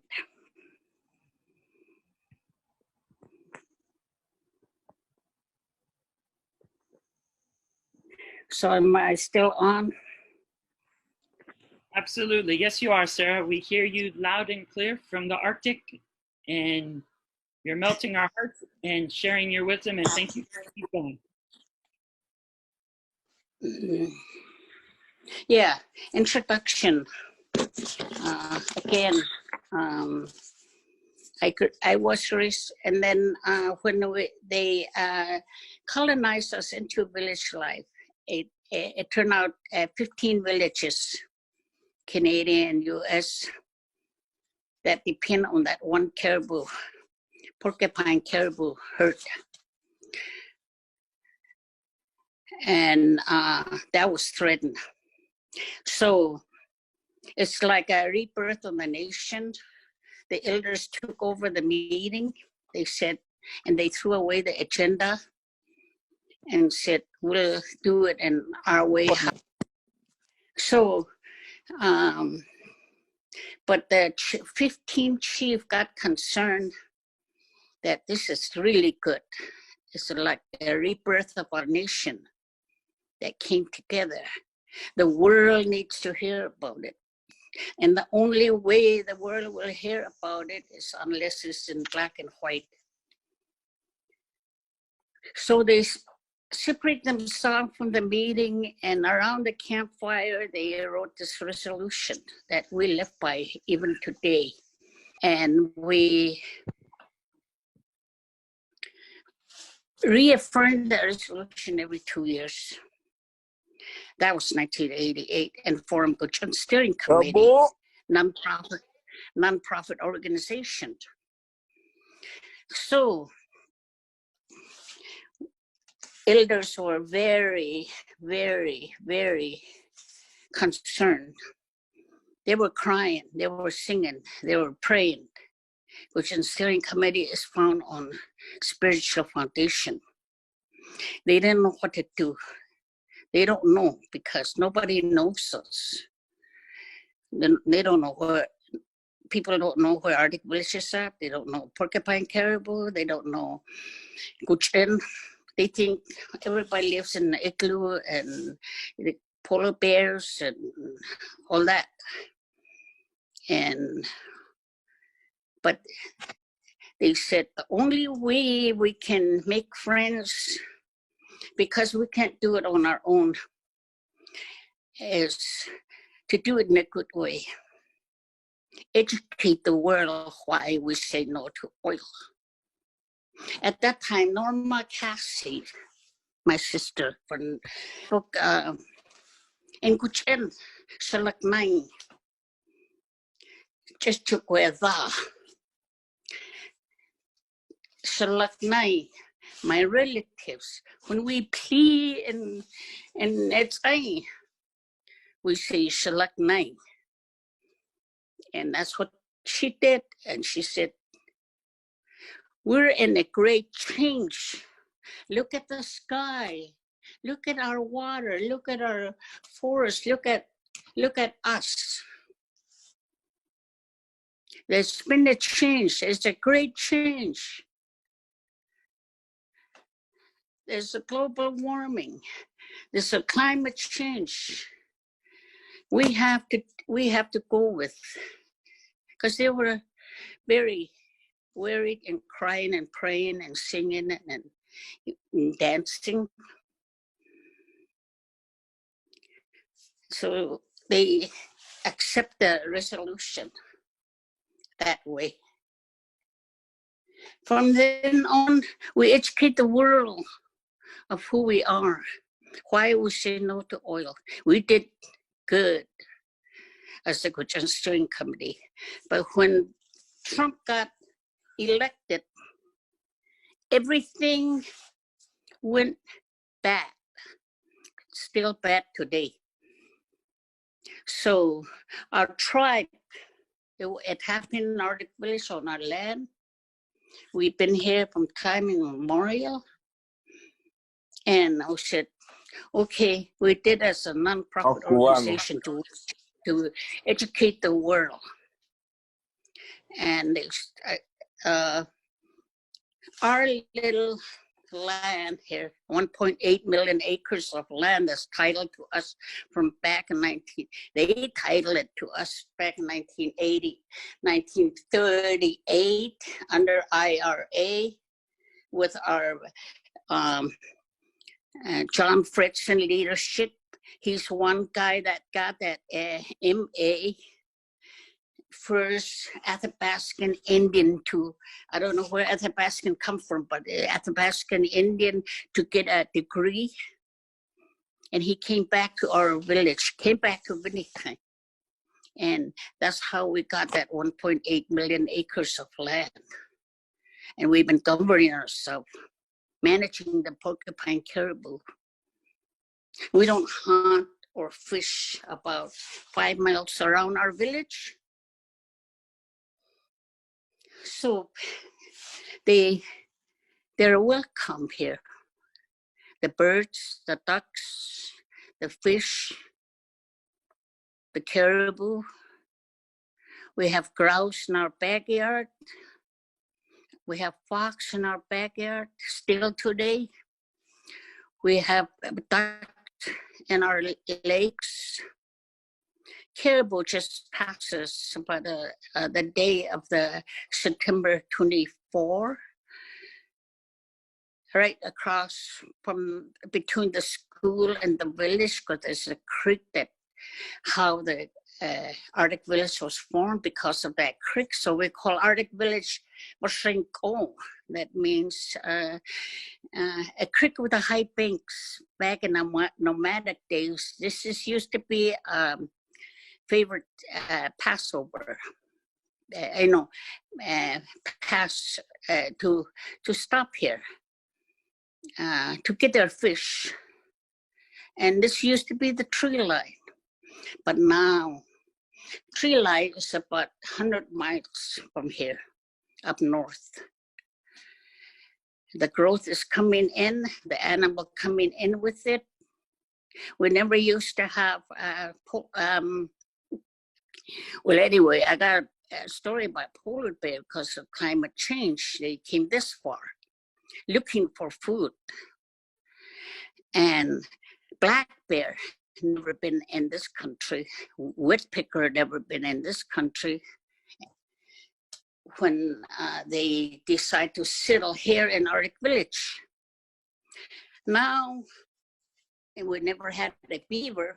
So now beaver is something we have every day, just like we never have a birch tree. Now we got a few birch tree, cottonwood. So along with the change, the growth come in and the animal come in. That's their home, that's their food. And so when they made that decision, they said the only way is to make friends. So we did that until it crashed. Trump got elected in. So the tribe, their hands are tied. And they said, hey, we govern ourselves. We got this piece of land and we've been managing it. We got the, animal are comfortable with us. It's here in Arctic Village. And there are only 2 villages on it that's really tiny in Arctic Village.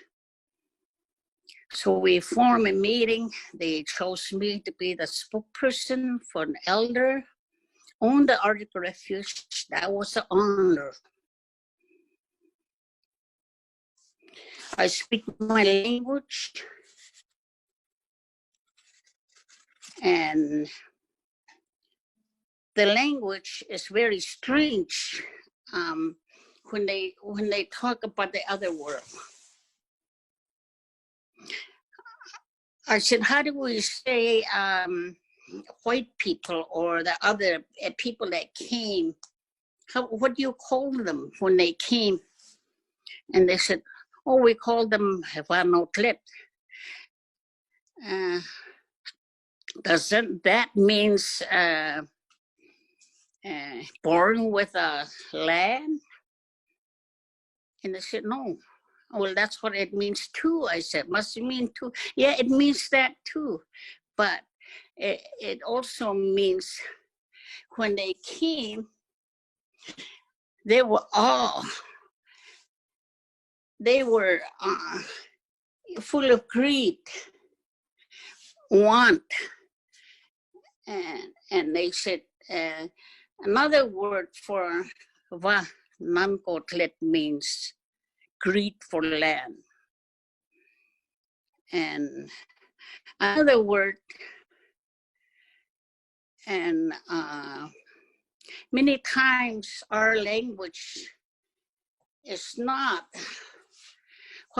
how we see the world, because it means respectful in our language. And then one time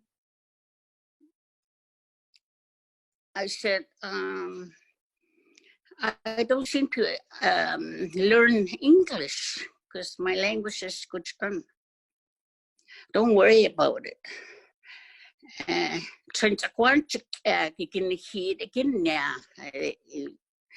My sister, my oldest sister told me, Nina was a great woman.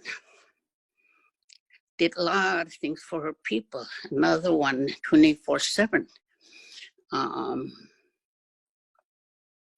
She said, I turned to Quanchakin He, and I said, isn't that Quanchakin He means, that means dirty language? Yes, it also means dirty language. We, in our language, we say dirty because it's all language they're using. English is all adopted from the land they conquered. That's what English is. That's dirty language. And then my mom, back when we were growing up,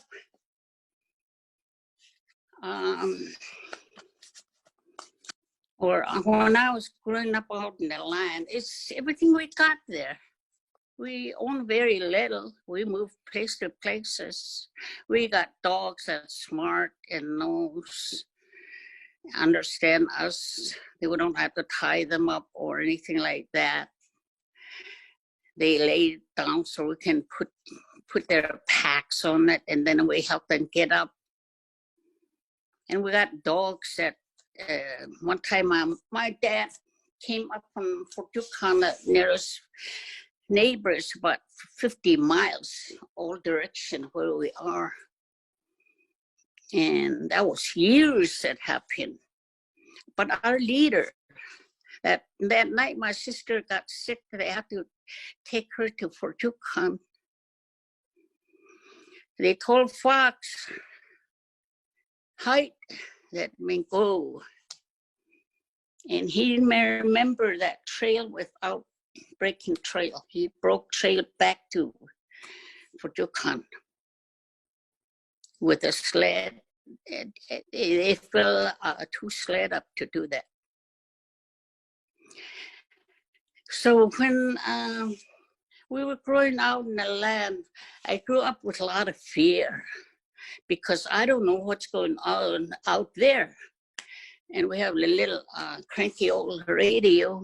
And my dad could understand very little English because he grew up in Fort Yukon part of the time.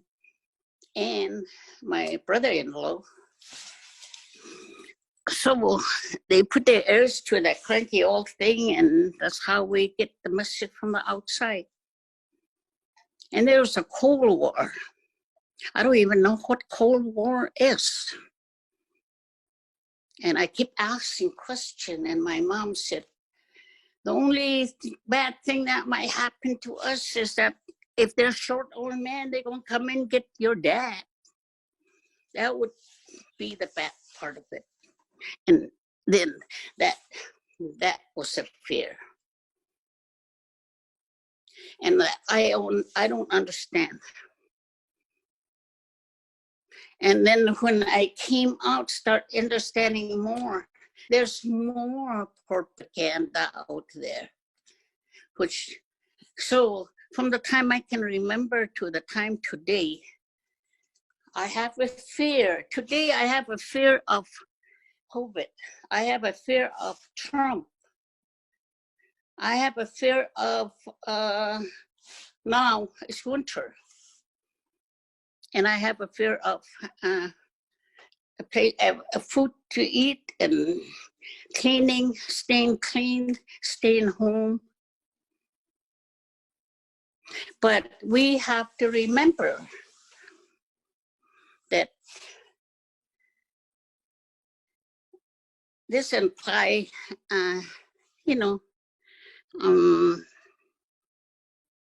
control. They control everyday people that way.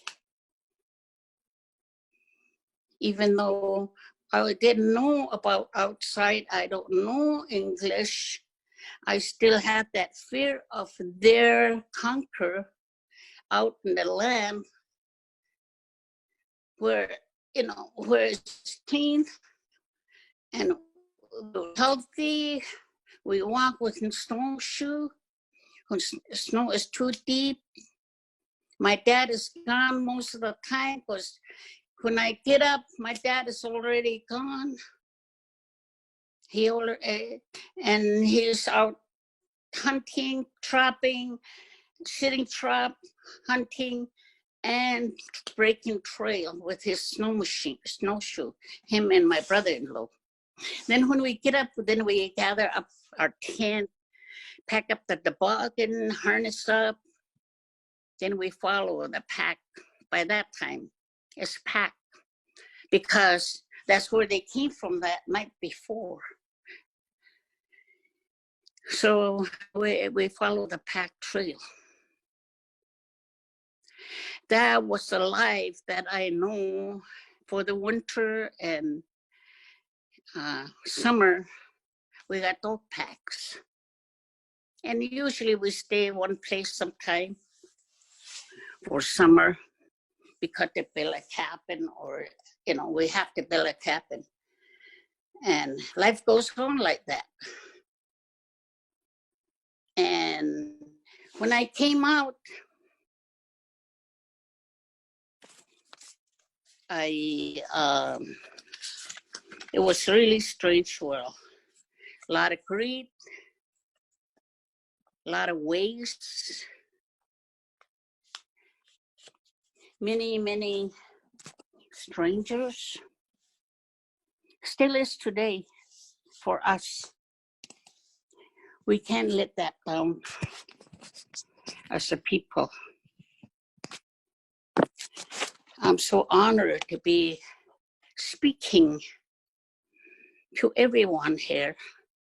I don't know about me being an international tribunal. The only tribunal I went to was in Alaska on subsistence that Gary Harrison Chickaloon put on. I sang my song, Caribou Skin Hut Dance. We had, we need to celebrate creation. Show them creation is good already. We just have to listen to it. We just have to learn about it. And will get us back together. Maybe we celebrate midnight sun solstice, year 2019, last year, when we're still free, if we consider that free from what we are in right now.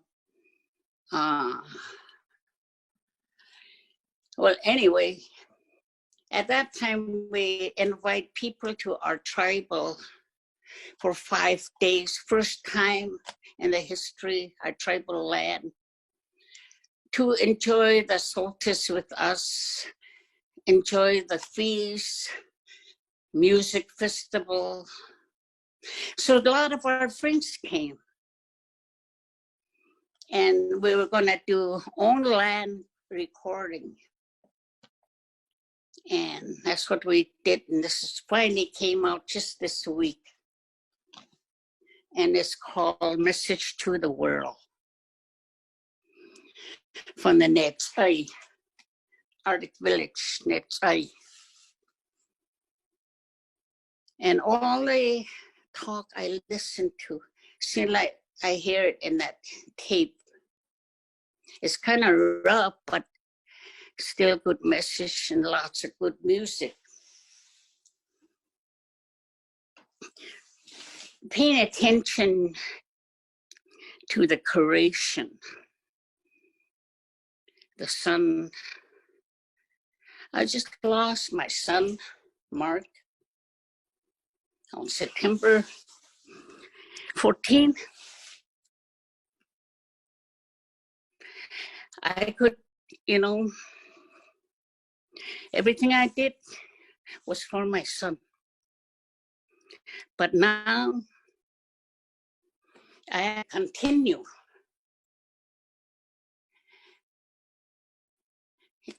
I believe he's in a happy hunting ground and with his dad. That's where he wants to be. So when that happened, I thought about sun. I thought about our solstice. That's the most important. Hey, it rhymes with my son. So, and then when I made his regala, I want to, my mom many times says, without sun, there won't be any life. So I decorate him up with our sun on his regala. That was his first traditional outfit. Second one, I don't have them. I loaned them out so much. I don't know where it is now, but I remade those, the sun. So I share that as many as I could and tell the story about the sun. And my mom said, we came from the sun. Without sun, there won't be any life. And many, they come in and say, when is the first time you got visitor? I said, I don't know. My people didn't know numbers. I didn't know how to count, or I don't even know how to say Happy New Year 1949. I was all mixed up. So I can't go ask my elders. When you came, you got to ask them. So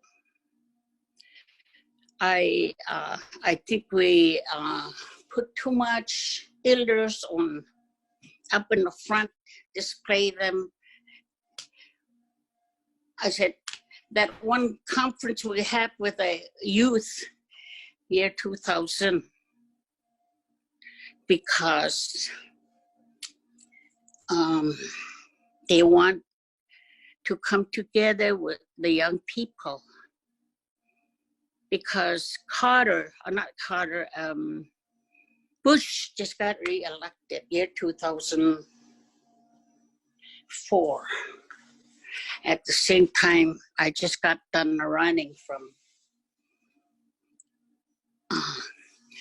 the north to the Panama, and they come up from Argentina every 4 years. Peace and Dignity Journey, spiritual run to unite all nations, what we had before. And I learned a lot. It was really tough.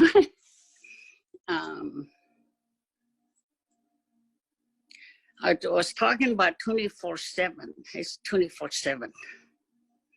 You're so lack of sleep. Sometimes when you come to a community, sometimes the community will want you to perform for them, or they perform for you. And a lot of times they host us. And when we get the feast and everything, thank God. But lack of sleep is hard. I learned how to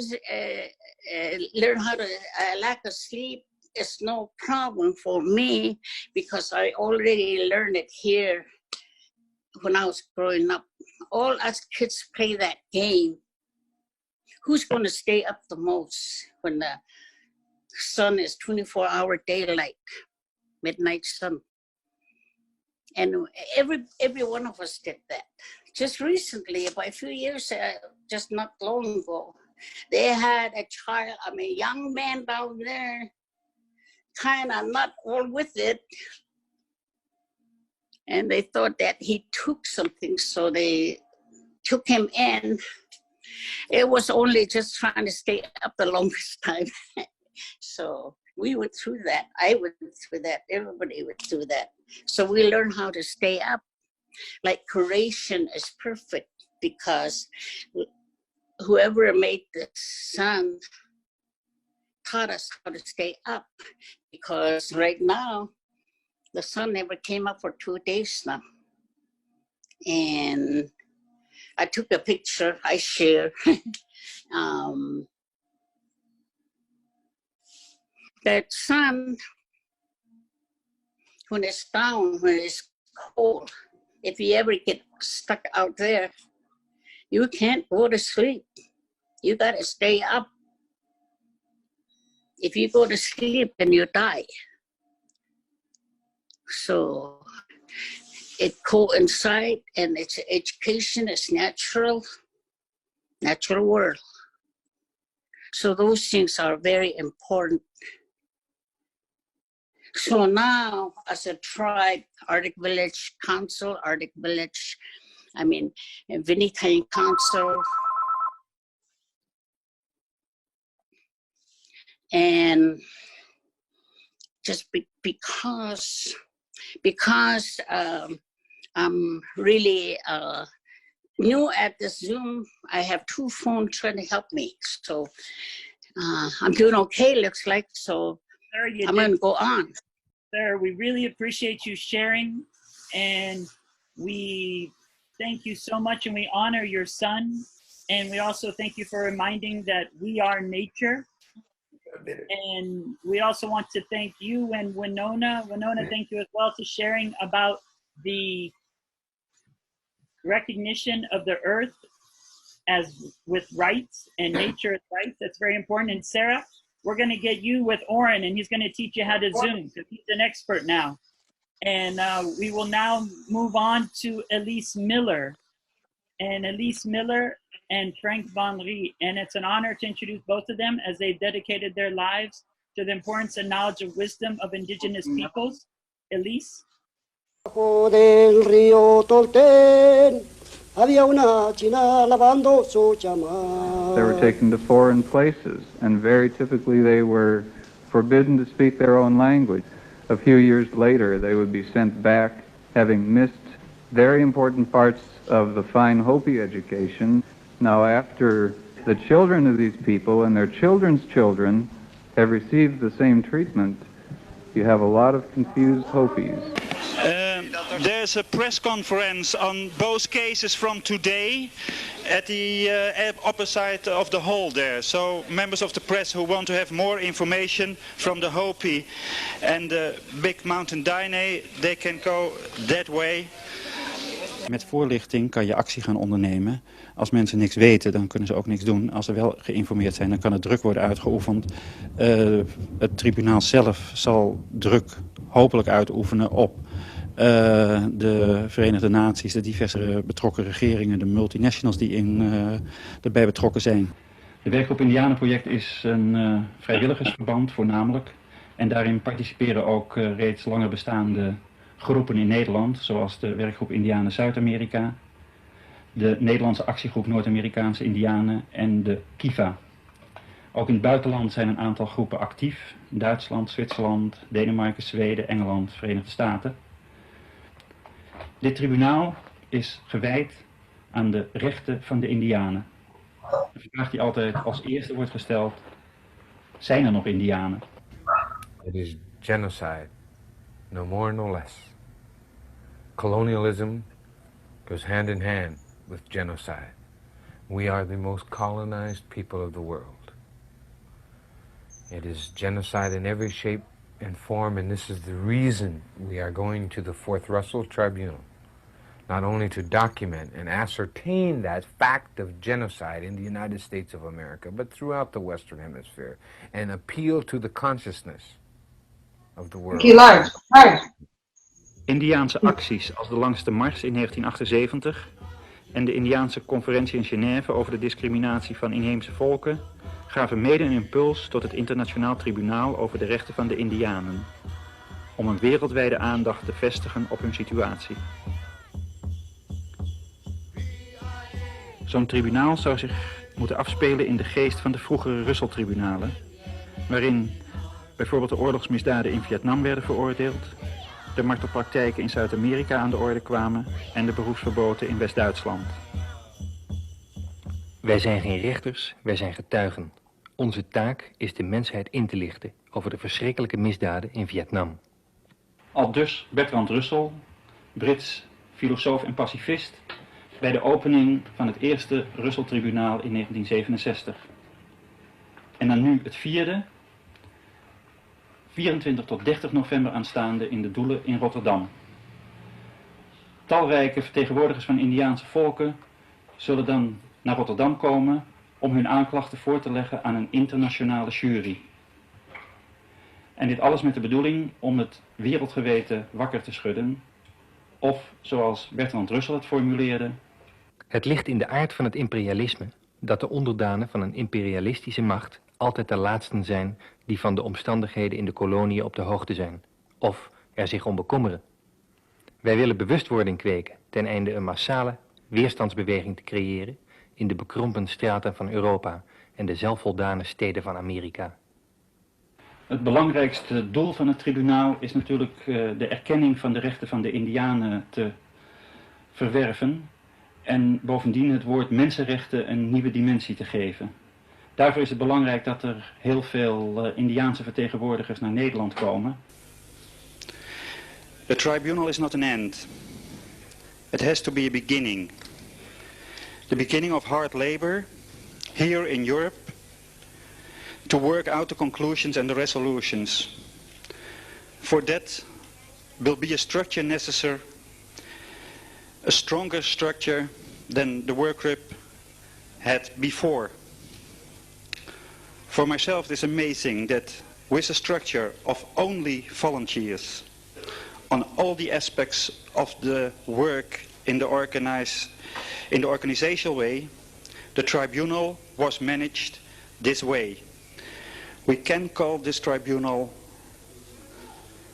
not sooner a success before the Aboriginal rights are recognized de facto and respected all over the world.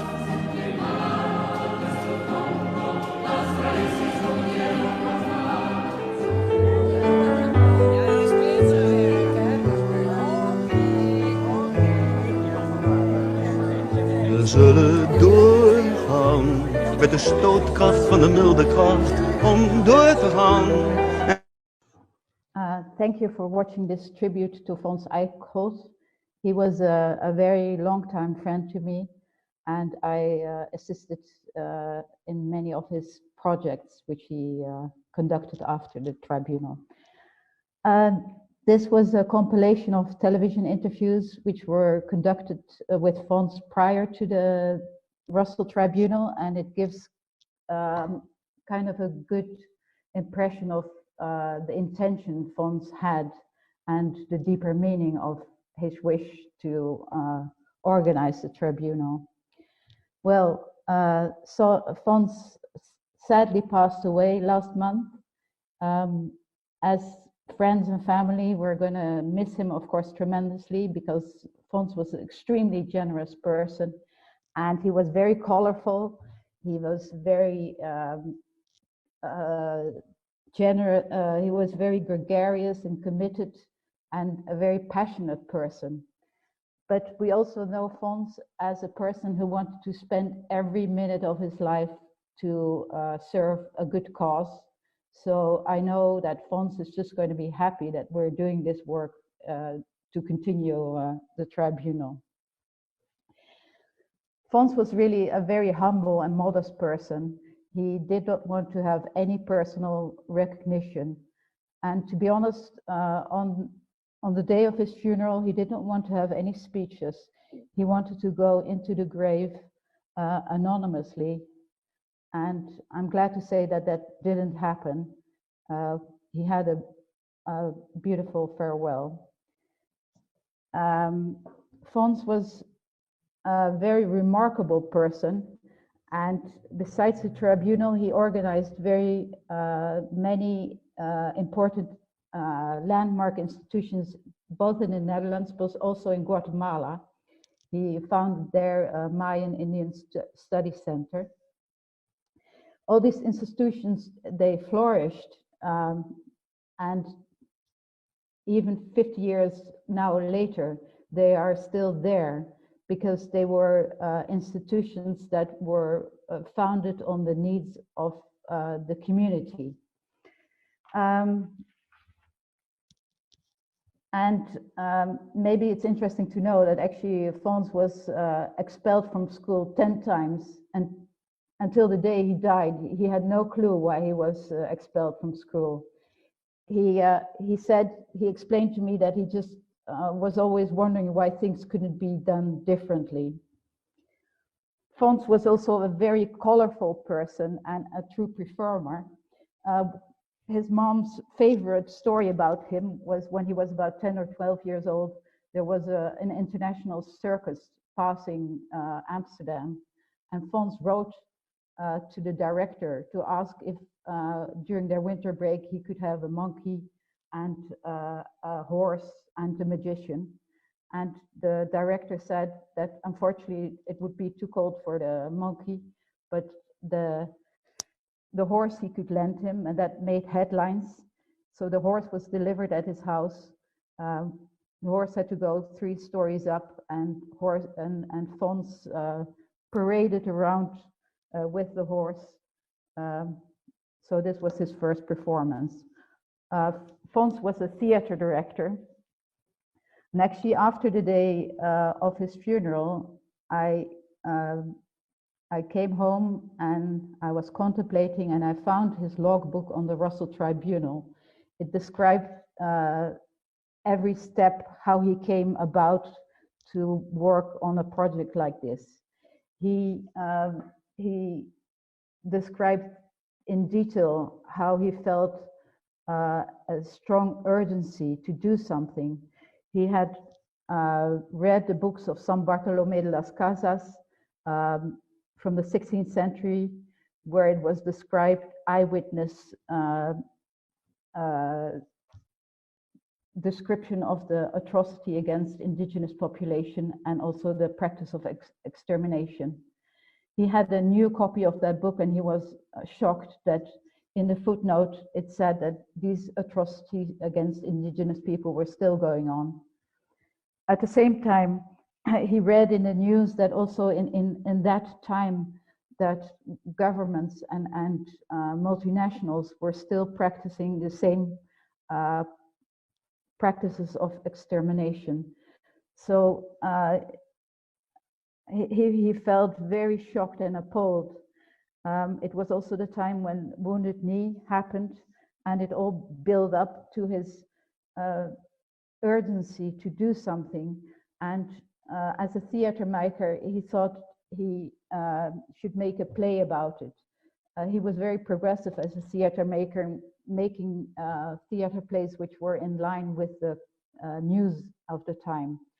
So he developed a project for that, and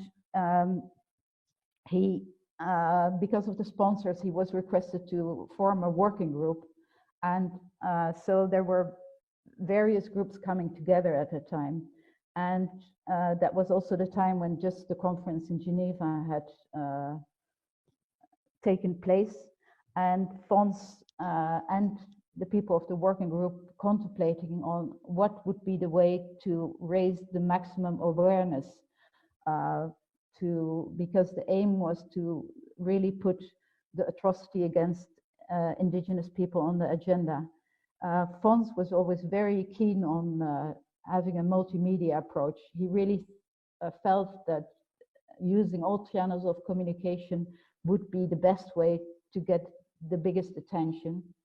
At the same time, the thought was about the tribunal, because it was agreed that that would be really a way of maximum attention to the people about what was happening to the indigenous people. Well, the rest of it is history, and I can only still say that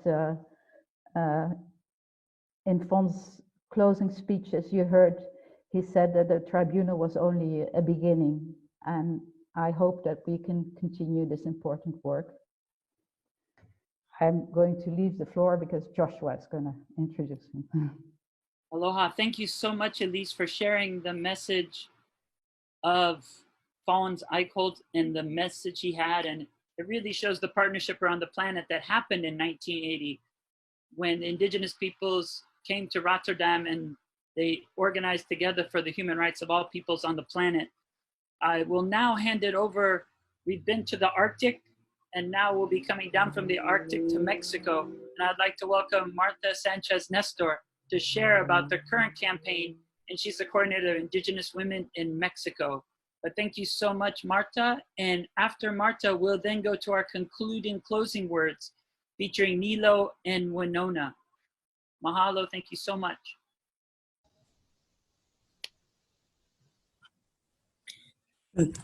Sí, buenas tardes. Buenas tardes, hermanos y hermanas. Good afternoon, brothers and sisters. Can you hear me? Can you hear me? Yes? Hello.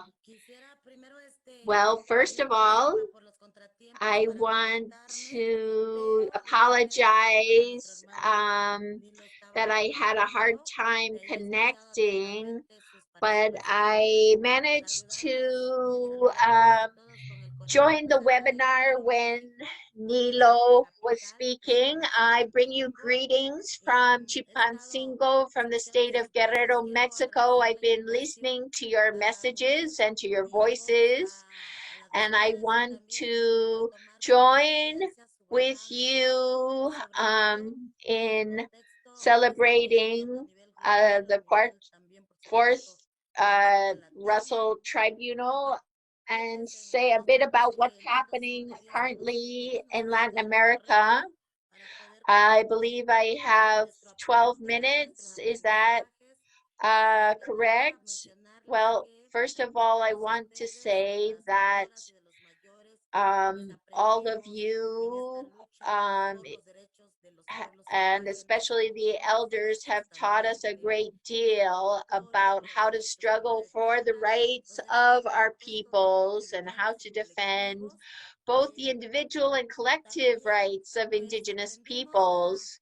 And we've also learned to build networks of indigenous women. As you know, the struggle goes on and is intergenerational. Back in the day, I joined the committee of 500 years of indigenous resistance. I was just a whippersnapper, but now I'm older and time flies when you're struggling for indigenous peoples. Here we work to defend indigenous people's rights in the state of Guerrero, but also at the national level in all of Mexico, as well as at the international level. And I see there's lots of brothers and sisters who I've struggled side by side with, Carlos Mamani and many others. So I want to hail you, brothers and sisters, but especially our elders who have taught us so much and have really been the compost and fertilizer for everything that we try to grow and nurture and ensure that it flowers.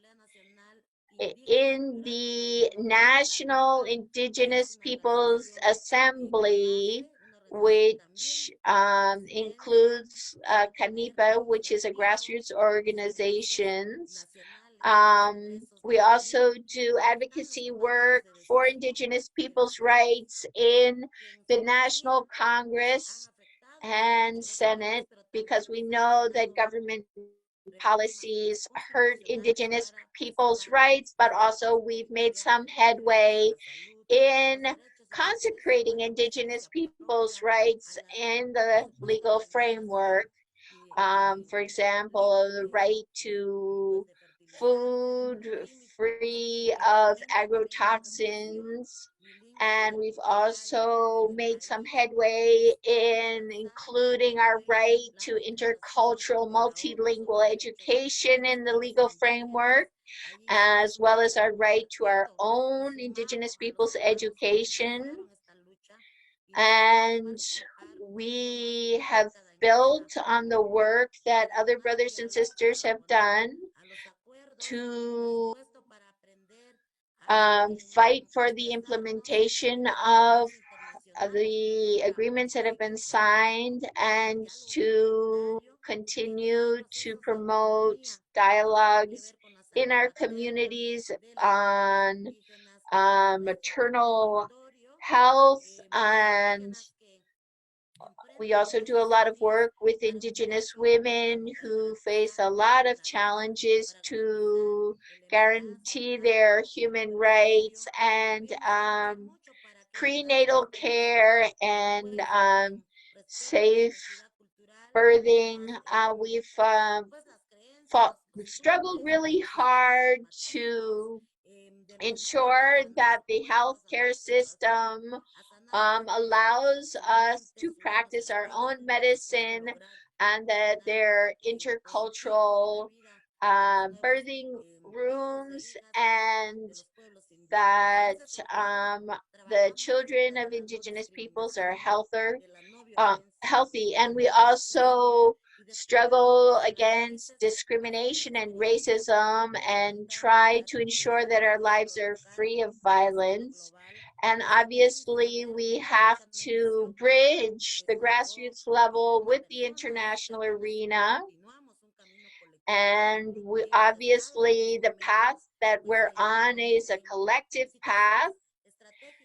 And in strategic moments, we have seen an increase in the leadership of Indigenous women who are midwives or artists or who do arts and crafts, who work on Indigenous people's economic development, who work the land, who have small family farms, and who are trying to find ways to market their products, be they art or agriculture, and find ways to open doors to fair trade.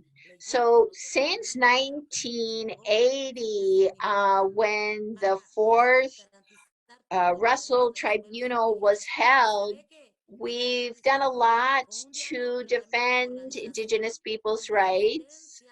I was reading about the history of this tribunal, and I see how it has helped form historic leadership and shape our struggle.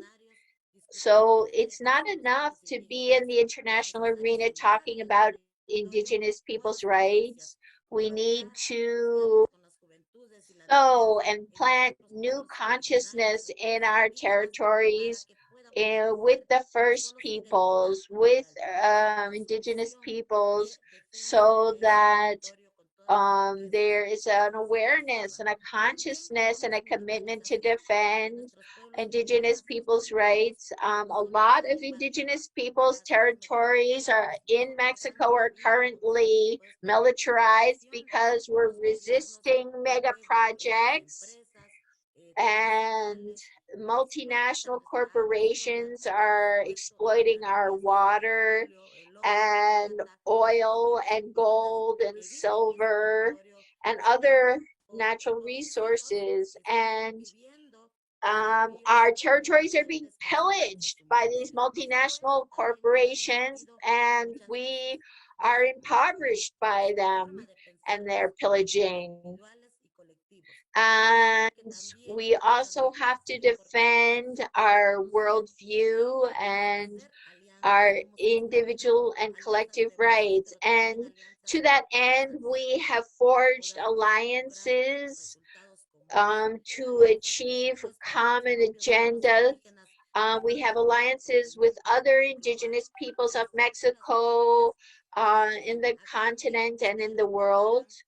And you will recall that in Mexico in 1994, when there was the Zapatista uprising and the Zapatista Army for National Liberation emerged on the scene on January 1st in 1994, which really shook the world. It was an important explosion of indigenous resistance. It strengthened the indigenous movement and raised a lot of awareness and helped us get Article 2 in the Constitution included.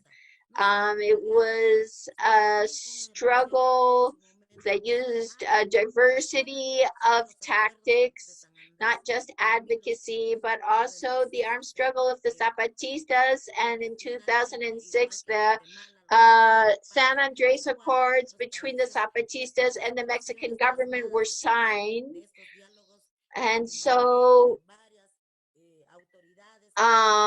we had lots of dialogues, not just amongst ourselves as indigenous peoples, but with a host of authorities and other actors. But the truth is, it continues to be a monumental challenge to ensure that indigenous peoples' rights are respected and implemented in each of our countries. So I don't know how things are going in your country, but in Mexico, we are facing a terrible offensive of the government and multinational corporations against us as indigenous peoples, and it's very troubling. The access to public funding is not in the hands of indigenous peoples, even though we have some members of Congress that are indigenous. We're still not making headway. A lot of times our indigenous members of Congress are more loyal to their political party than to indigenous peoples. So, like our sister Tarsila said in another webinar, it's not a question of just defending the rivers and the forests. It's not a question of just defending liquid and trees. It has to do with a whole chain reaction of violations of human rights. When a river is polluted, that sets off a whole chain reaction of violations of our human rights, and it has to do with the policies of the governments, the lack of free, prior, informed consent, which means that the governments and the companies come in and violate our right to consultation. And like I said, we're grappling with the militarization of our territories. There's a video from Guatemala that I saw that really moved me, that showed the terrible violation of indigenous peoples' human rights during the a scorched earth campaign during the war and the genocide. And all of this is part and parcel with the racism that the state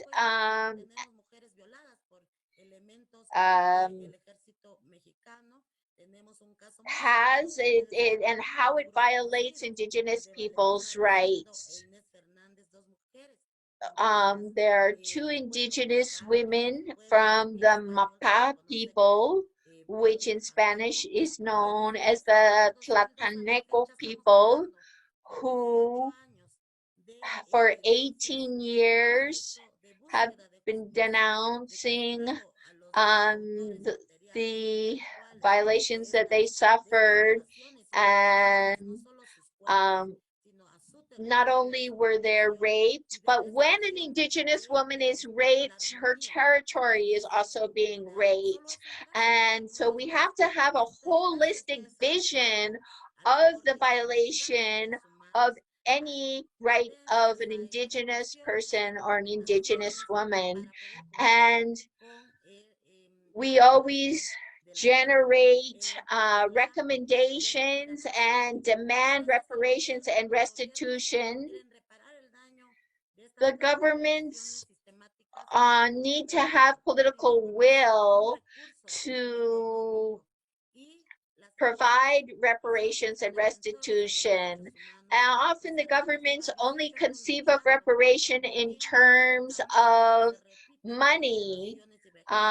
These sisters have been fighting. It's an emblematic case of the violation of indigenous peoples' rights violation and the violation of the rights of indigenous women in Mexico.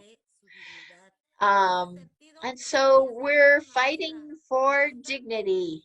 And these sisters have told us that we don't want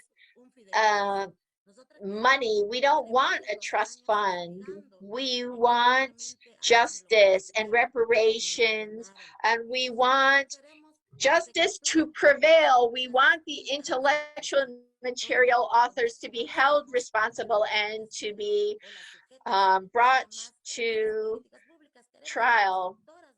And we want new public policies. We want to be protagonists of a new legal framework, and we want to lead the community centers that they're calling for, so that the violence against indigenous women ceases once and for all.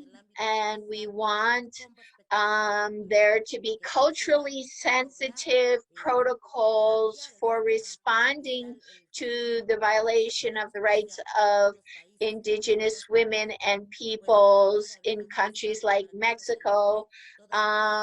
So we've got a lot of work ahead of us. And so obviously all of this is related to the struggle against impunity. And we need to have people who are trained and who are capable of defending our sisters and brothers and drafting recommendations and public policies to avoid more violations. So it's all about exercising our free determination and self-government. And even when our right to self-determination and self-government is recognized in writing, well, we don't want that to be dead letter. We want to see it implemented, and we also want public policy to be conceived of and drafted and implemented from the grassroots and not imposed on us from above.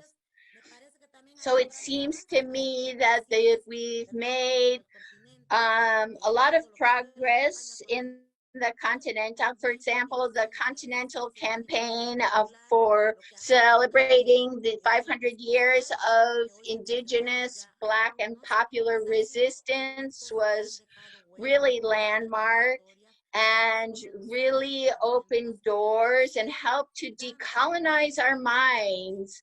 And we continue to use them as a reference for our work and our struggle and for the path forward as Indigenous peoples. I'd like to conclude by saying that we as Indigenous women are focusing on multiplying our knowledge and our training, and we're doing that through workshops and also mobilization and protest and dissent.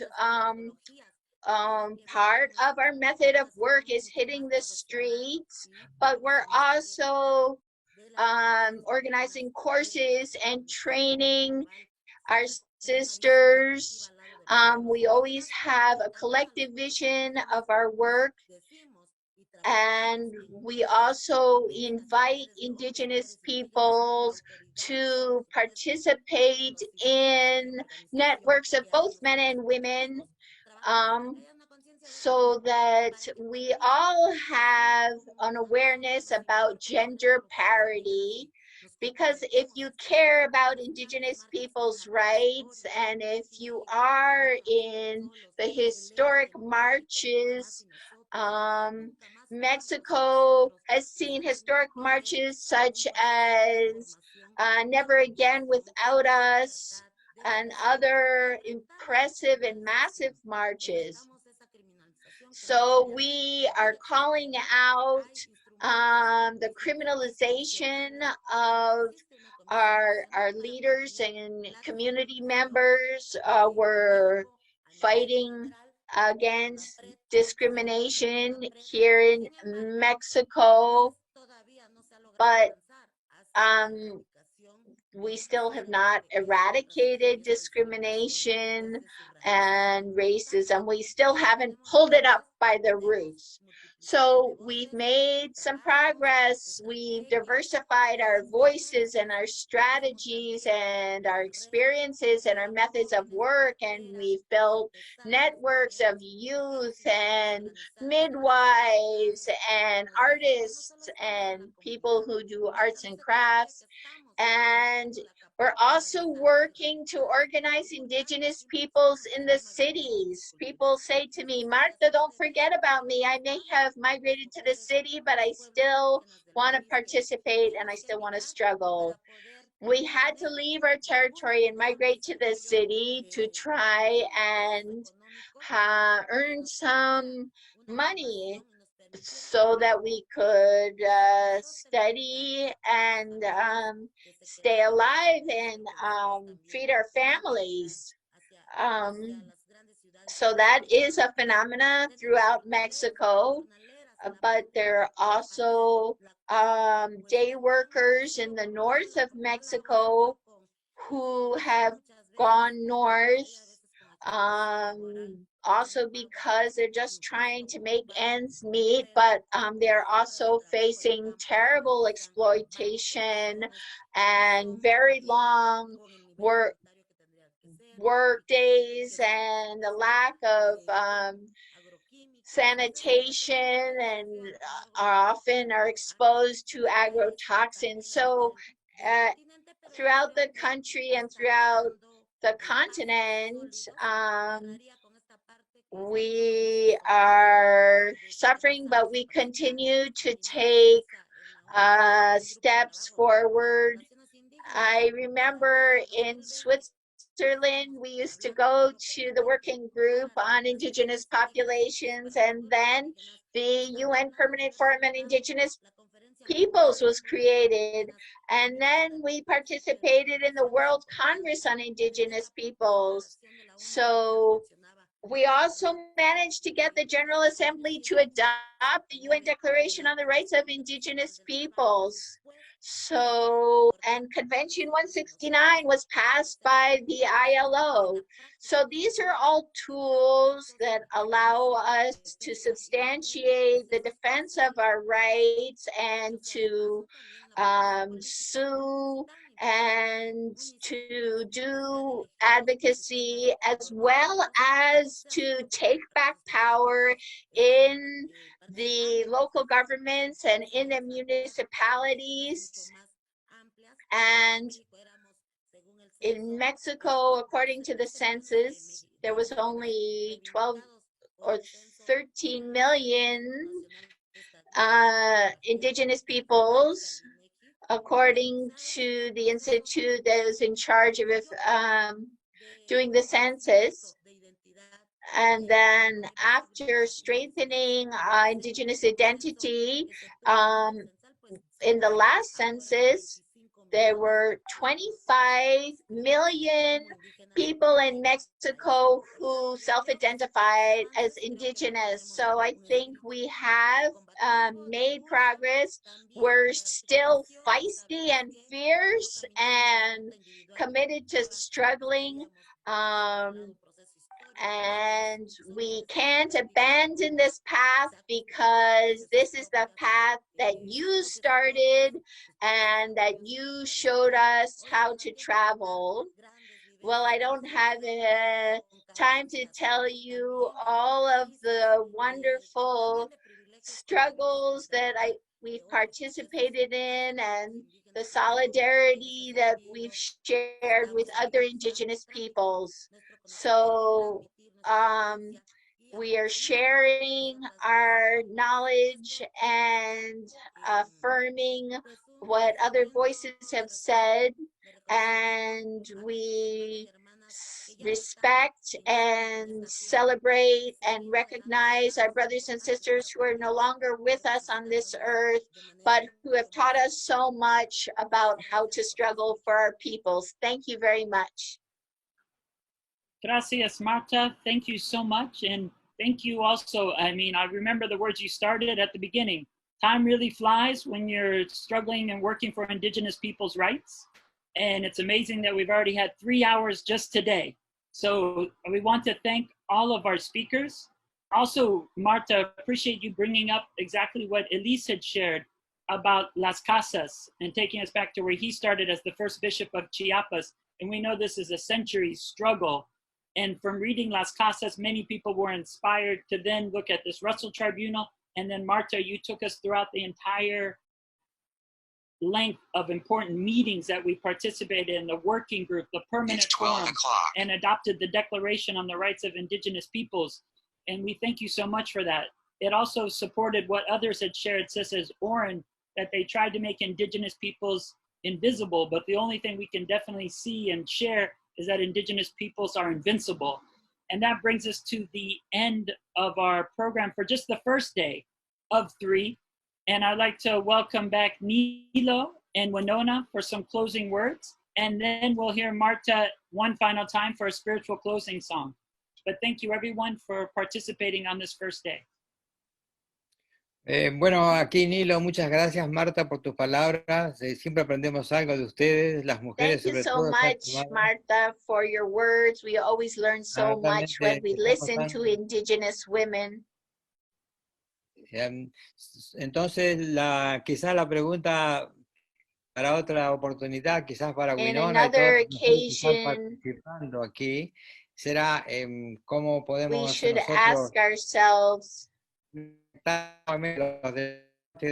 con experiencia. Y Winona, sabemos que el año que viene van a tener una gran celebración en White Earth, celebrando los 40 años de Winona conferencia. Her community are organizing a big celebration the next year.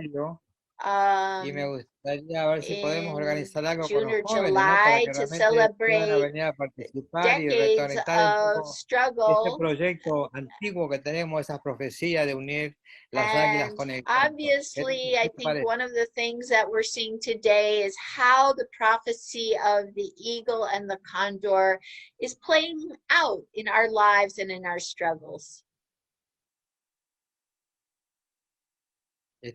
Are you there, Winona? Winona, are you still there?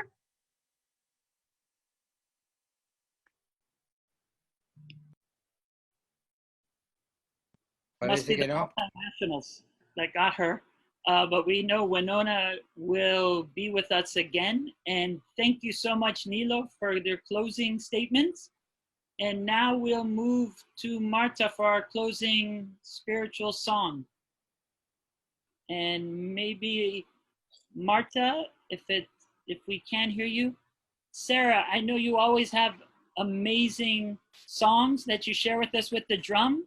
And I don't know if it would be too much to ask to maybe do a closing song if we can't hear Marta, but I know it doesn't seem like the end to an Indigenous meeting if I don't hear you. Can you turn your volume, and would that be possible? Okay. Okay, Again, this is welcome song named Verge Chatsa. It's caribou skin hut dance. It's made out of caribou skin, used year round. It's like a portable tent. And they got 16 poles facing the east. And we welcome people to our caribou skin hut. We're generous people, like Oren say. And that's how we became to be special people. We're special. So caribou skin hut dance. We dance in a clockwise along with the sun from the north to the east, south, west, back to the north in the skin hut. Every time he come down, that means you welcome the flapper of the skin hut closes and open. And we stop and fire in the middle and stand one place and dance. Hey, hey, oh, hey, hey, oh, hey, hey, hey, hey, hey, hey, hey. Hey, oh, oh, oh, hey, oh, hey, hey, oh, hey, hey, oh, hey, hey, hey, hey, oh,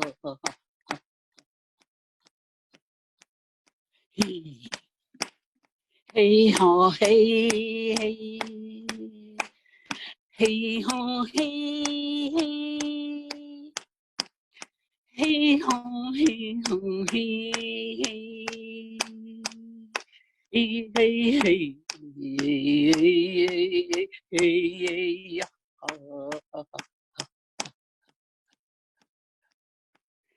If you could it means place, sacred place where the life began, that we try to protect for everybody, so we'll have a healthy earth. We'll have a healthy place to live. So that's where the porcupine caribou go there to have their cap. And we honor our caribou. Batsay. We say batsay, batsay when we see caribou. We get all excited, our heart beat fast.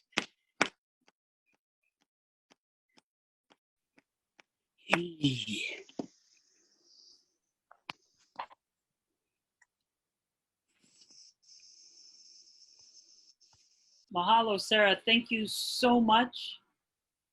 We thank you so much. I'd also like to thank the organizing committee for all the hard work to come up with this program for 3 full days. This is only the first one, but also want to take a moment of gratitude for Oren, for Jose, for Nilo, for Marta, for Sarah, for all of our speakers today for sharing. And we look forward to seeing everyone tomorrow. Today, our theme was looking back after 40 years, and we look forward to continue working together. May the sun shine on all of us with rays of human rights. Thank you so much. Mahalo, and see everyone tomorrow.